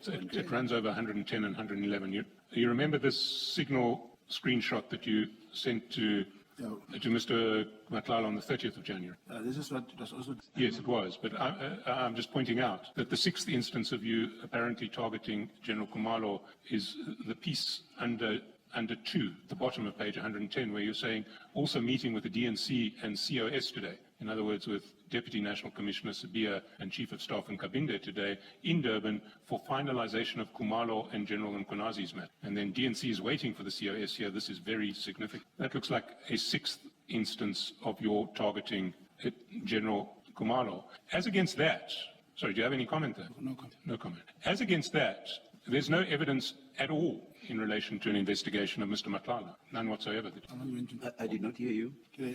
I'm not going to incriminate myself. You've known Mr. Matlala since at least the Northwest tender case that your foundation brought with the funding of Mr. Carrim to stop a tender that had been awarded to someone other than Mr. Mamela. Recall that case? So Delta. Sorry, we did deal with it. Yes, that was September 2023, August, September 2023. And your version was that Mr. Matlala had assisted you in relation to that interdict application. When I said... Yes, and you then confirmed it here. Yes. So you've known Mr. Matlala since at least August, September 2023. Yes. You found out about the possible need to investigate his tender with SAPS, according to your statement in March, April 2024. That's the statement. That's what the statement says, page 8, paragraph 20. That's so you knew about the need to investigate in March, April 2024. And the tender was... The SAPS tender. No, the award came earlier. So 2025, I'm sorry. 2025. So you found out about the need to investigate the tender in March, April 2025. That was more than 18 months after you first had contact with Mr. Madlanga. There's more than that. Remember during testimony when I was trying to show you, when I was showing the commission, even former Minister Victoria Nyuke, I made reference, and on that time, I also said I had. Yes, but you knew about Kat Madlanga and his Boko Haram activities, or alleged Boko Haram activities earlier, but you had contact with him for the first time, as I understood it, in August, September 2023. Yeah, I think that's what we dealt with. Yes. So you were told about your source, you say, at paragraph 26, told you to investigate this tender in March, April 2020. You say it was 2024. I see where you got. No, it was 2024. It was 2024 because the contract was cancelled early 2025. So it was 2020. So you say your source informed you about the tender that was awarded to Mr. Madlanga through a company, Medicare 24, which also had links to the former Minister Taylor. No, my answer is No, but it's in a statement. you've said it. Yes, March, April, and that's what I'm saying. Everything in the statement, I agree to stand. I see. Yes. Well, in your supplementary statement, you mentioned that you were contacted by Mr. Carrim prior to his investing money in Medicare 24, and he wanted you to verify if the tender was indeed valid. The statement. No, I'm asking you questions. No, going forward, let me not think. No, this is not about incrimination. Mr. Carrim approached you before he invested in the contract. His version is his first payment of 5 million rands was on the 26th of June, 2024. So this would have been before 26th June, 2020, that he approached and asked you to establish whether it was valid. Do you accept it was before the 26th of June? Yes, that's on the statement. Yes. Now, Mr. Carrim is your friend, is he not? Yes. We were friends. You were friends, or you're no longer friends? I always understood the recusal application as an attempt to start being friends again. You approached Mr. Carrim prior to June 2024.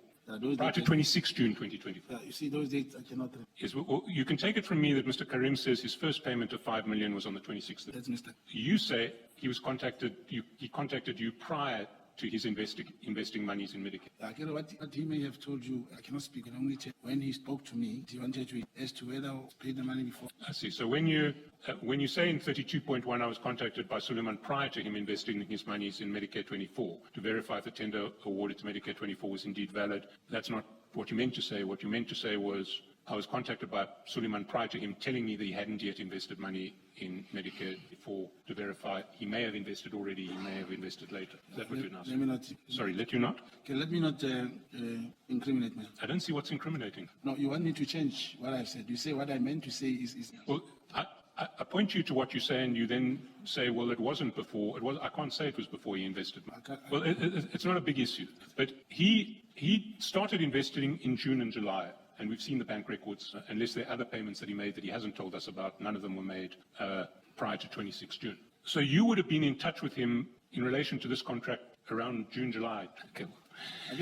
Chairperson, SC, you're having the statement. Now that I don't see the statement where he has paid, I must take your word as you say. Well, on this one, you can take my word. Right, I take yours. Okay, 26 June, the first 5 million paid. And Mr. Carrim's evidence was that you kept in touch with him, or he kept in touch with you right through 2024 when he was concerned about finding out when payments were going to be made and what payments. Is that correct?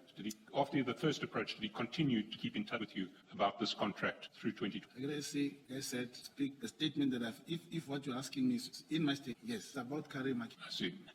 If you wanted, I want to put to you that if you wanted to make contact with Mr. Madlanga to investigate the contract, you could always do so through Mr. Carrim. You could always have arranged an introduction to Mr. Madlanga in relation to the contract through Mr. Carrim, and you could have done that at any stage after June 20. As you're putting it to me, I don't know, Chair, and I'm not going to mess.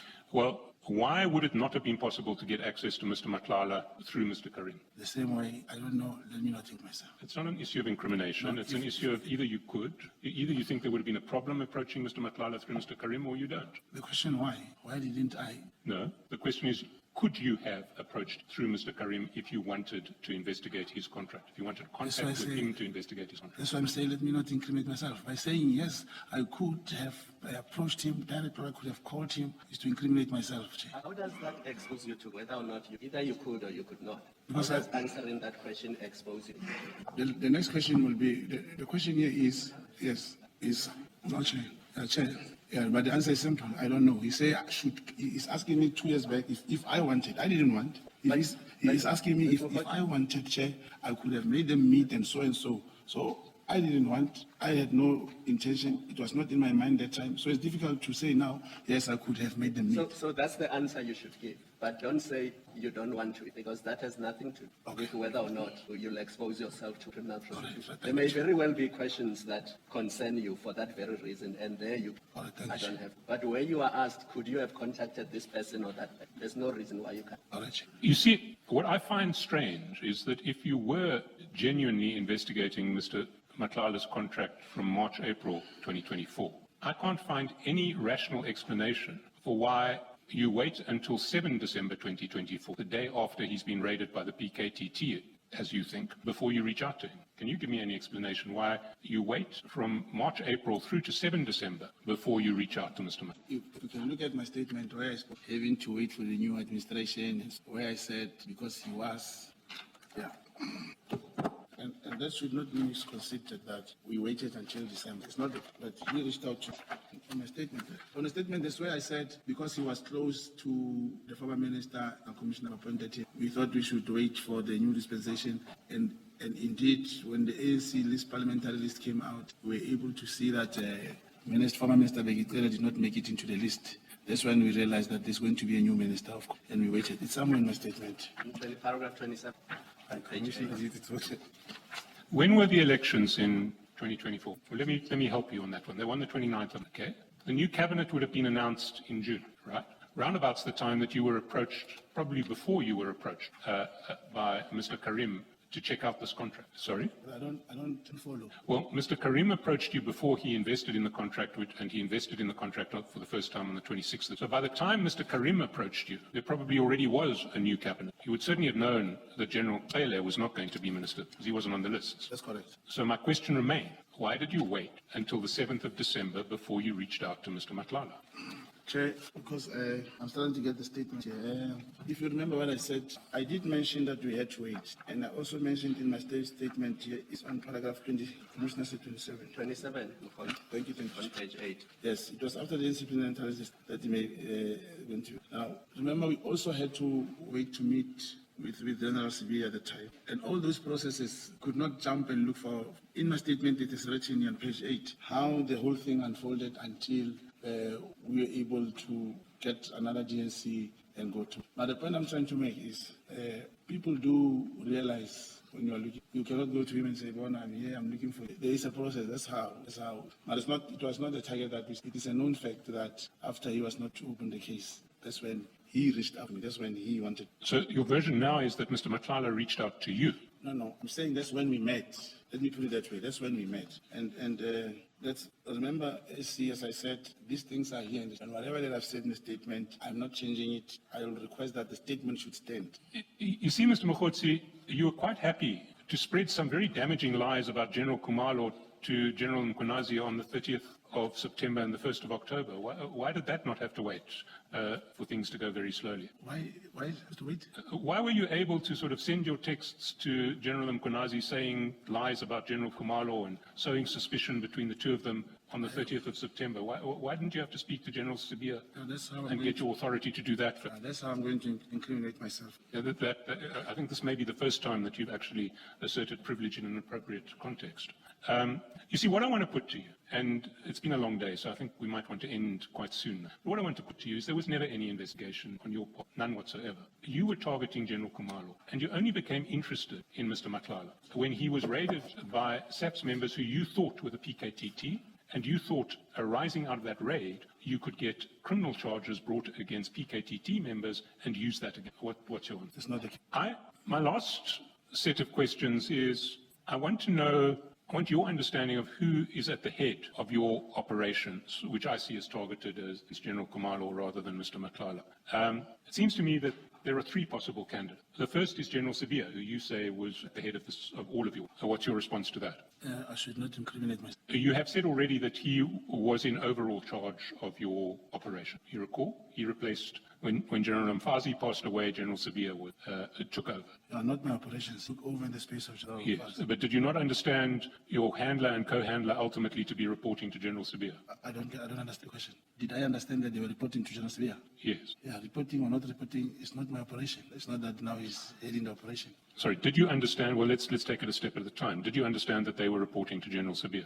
No, I know together as to how they're reporting. So did you expect that General Sabia would be kept filled in on what was coming out of your operation? That's going to let me Not what you say in paragraph 28, the black file. it's paragraph 28. Just can repeat it. And did you understand that your handler and co-handler would be reporting the outcome of your operations to General Sabia? My question is slightly different. Did you understand that General Sabia would be briefed on the outcome of your operation? You didn't know that. Why then did you need General Sabia's permission before you could get going with your operation? Is that going to? The question is why do I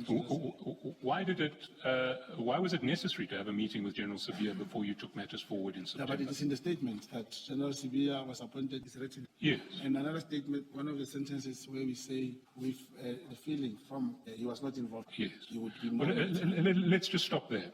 We have seen substantial evidence of the relationship between General Sabia and Mr. Matlala. And in particular, we've seen evidence that Mr. Matlala arranged through Sergeant Nkosi for impalas to be delivered to the Home Office. Now, if you go to page 86 of the annexure bundle, EM 7.45, this is when you're in Cape Town for January the 8th. Yeah, that's correct. And you WhatsApp Mr. Matlala on the 8th of January at 20:57 saying, please assist with something for the guests. That's correct. And he doesn't get back to you, and 2 hours later you say Impala, question marks. And then there are some laughing emojis straight after that on the next page. Yeah. Are you still seriously suggesting that you weren't aware that Mr. Matlala had delivered Impalas to General Sabia? This I hear from, as you say, that people came here and gave evidence. Chairperson, ever since I had the commission, I don't watch. But the Impala, this one, it was the meat, Impala meat. I thought. Did you know of a place in Cape Town where you could get Impala meat? No, but I thought he had it was already, not the animal. The animal is now spoken by SC and Nkosi, and that was not part. And you can see I was laughing. It is the meat that we thought we were going to. So were you then staying in Mr. Matlala's house in Cape Town? No. So how was Mr. Matlala going to get hold of Impala meat for you in Cape Town? I also had Mr. Matlala maybe coming here, be able to. He said he has some. I see, but Mr. Matlala wasn't in Cape Town. He was staying in Joburg. That's correct. So from Joburg, he was going to orchestrate Impala meat for your dinner that night. No, not. I don't get when you say what he was going to orchestrate. What I know is we needed something for the guest, which he was going to do from Joburg, and then the Impala, the meat, the Impala. And where would this Impala meat come from? Like myself now at home, I have kudu and this one. Anyone can have any meat that you want. No, you can, but I mean, are you able to find a place in Cape Town at 10:52 at night that can arrange for a delivery of some Impala steaks? No, it's to check if we will have it tomorrow too. I get it, and it's now practical. There's no way you can deliver Impala. The meat. Yeah, you thought what? He will cause it to deliver in Cape Town. No, we thought during Braai he'll arrange something. He got wild meat. It's not only Impala. That time he was. So he would arrange. He didn't tell me. No, Because you it- thought yes. you're thinking. You thought the meat will come for you how? Oh, no. Remember, if he has the meat either in the fridge or elsewhere, speak to one of his, take 5 kg. Staying in Mr. Matala's house, and he No. said no, and then he said, so you thought he orchestrated that you Impala meat, Johannesburg to Cape Town. No, he has a holiday house. We didn't, just that we did not go. He had, according to him, that meat in his house. In Cape Town, In in Cape Cape Town. Town houses. Yes. And what about these 2 cry with laughter emojis, one less than the 3 that you sent me? What do they mean? Why would you be crying with laughter after suggesting that he should send you Impala? Was I crying? No, the emoji is a cry with laughter emoji at the top of page 87. Oh, he was not responding, and I said next time. Then I just sent him to show that he was not willing to. And I checked, which with all fairness, the SC still, he make reference to an application which was dismissed. The content. He keep on saying I also sent him an emoji like I sent to him, and so it prompted me to now because I was 5 minutes late when I was outside, and still if I was present, I could not have said exactly what happened. Now he keeps on touching it so that it comes as if I must also say, it's you who called. It's you who said, Mafana, can you get me this on Suleiman? It's him. Now, for us not to talk about it, I'm requesting that these examples relating to that, because the matter has been dismissed here. The matter has been dismissed, but I want to know what was so funny about the suggestion that Mr. Matlala would give you Impala that you sent him 2 emojis, which are the cry with laughter emojis. Yeah, he was not responding. But like you said, I also sent you. It means I love sending. We've had an interesting time in this commission learning about the different meaning of new emoji. So that's General Sabia.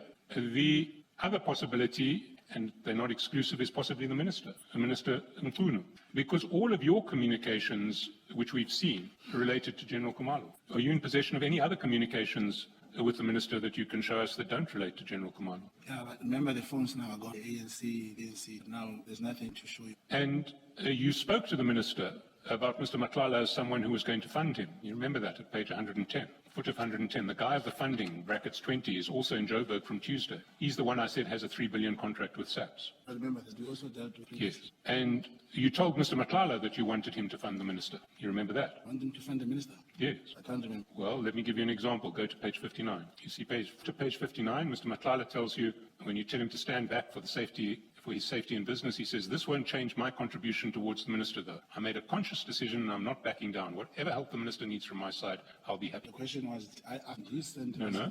I Well, did not ask. you didn't ask. So he volunteered to fund the Minister. You see, this is what he sincere. I did not ask him. You can never ask funding or anything in the name. He thought that he was funding the Minister, or not? Come again? Mr. Matlala thought he was funding I thought it was Stefan. funding the Minister. I thought it was funding the Minister. Yes. No, in all our communication, there is no part where I say the Minister. No one ever funded that I know. The guy that went to fund, forgot his name. He also had a small, he did, the meeting never materialized. I see. So it was somebody else who was funding the Minister. Never funded. Right. I was trying to arrange the meeting, never took for that thing. Let's look at the last possible candidate, General Khan. General Khan. Yeah. He was being prosecuted at the time in a process which had been initiated by General Khumalo. Do you remember that? That's correct. The only person in crime intelligence who actually admits to any knowledge of your operation is someone who works with General Khan and says he's a very good friend. That's your co-handler. Oh, he said that to you. No, I don't know that. Yes, well, you can take it from us that is what. There's no sign of you on the books of crime intelligence. We've seen that. You're not registered as an agent. You're not registered as an informant. I cannot comment on. Yes, but if your co-handler was going to be running you off the books of crime intelligence, you'd expect that he'd need someone senior to support him doing that. You see, when we went to the hospital with you, you remember we went to the hospital? Yes, you didn't come, but your attorneys did. Thank you, Chair. Your attorney and counsel. He wrote something very soft, and he said, when I was registered, for this particular because it could not be re-registered. So it was then done manual. I don't know how they do it. Yes, we've been trying to find that out too, but the one thing that is clear to me is that's not someone at the level of a rank of colonel will do without cover higher up. You accept that? That if you're going to run someone off the books, you'll want a senior officer backing you. But that's why he was called by General Mfazi. Yes, but General Mfazi was long dead by this stage. Are you now saying it was General Sabia who was the one who was protecting? No, the introduction of the co-handler and General Mfazi happens on the same day, simultaneously. It was the same period. General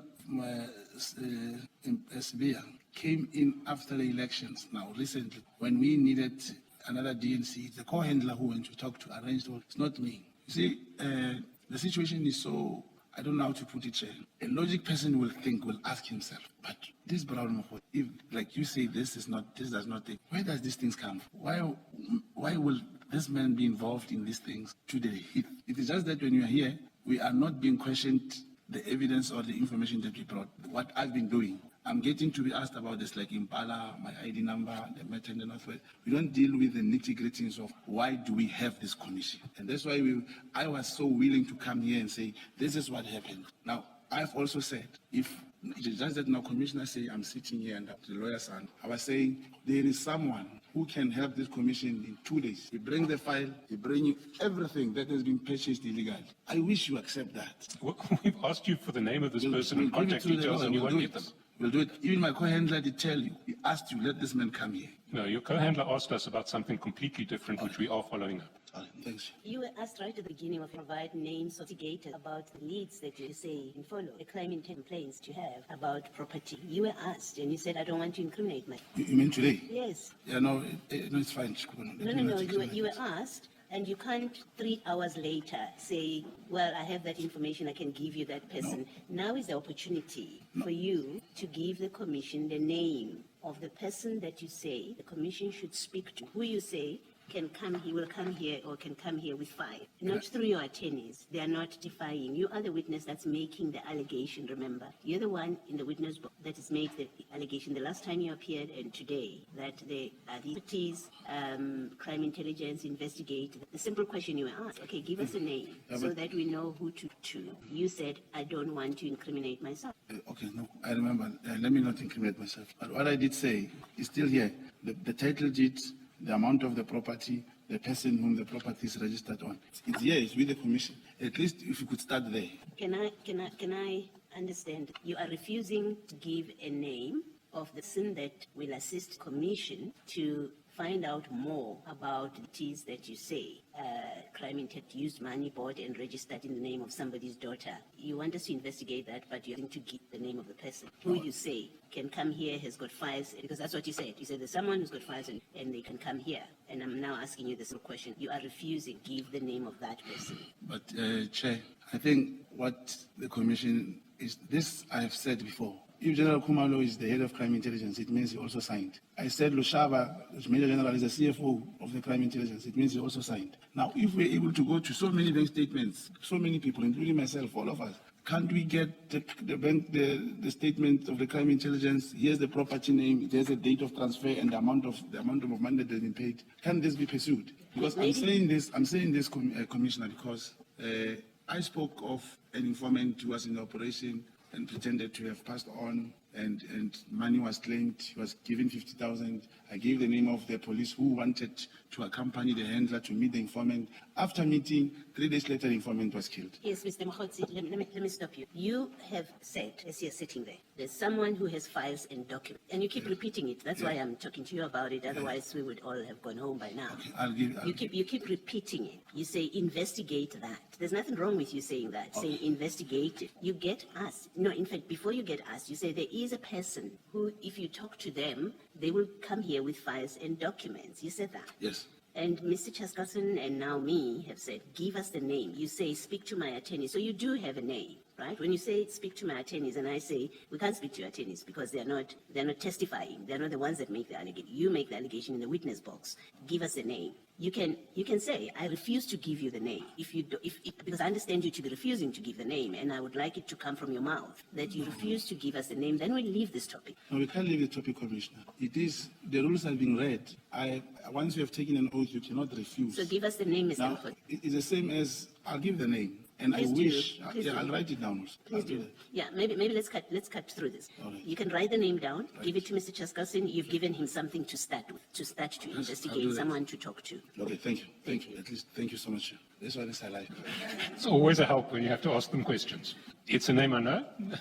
I'm happy if you want to destroy that so that it goes no further. I will remember that name. I know that. Thank you. Thank you, Mr. Chair, it's 6 o'clock on a Friday. I don't have any further. Thank you. To place it on record, we gave it back to say it's leaked by the... Any re-examination, Mr. Woman? None, Chair, thank you. Thank you very much. And have we reached a stage where Mr. Mogotsi must be excused or is being Mr. excused? Mogotsi and I don't see each other ever again. I suspect we'll both be very pleased. Thank you. And I like how he's smiling. Mr. Mogotsi, thank you very, very much. Thank you. The commission will not be sitting until, what will be the date? 1 June. 1 June, until 1 June. We are going to be preparing the second interim report. Let's adjourn and resume at 9:30 on 1 June 2026.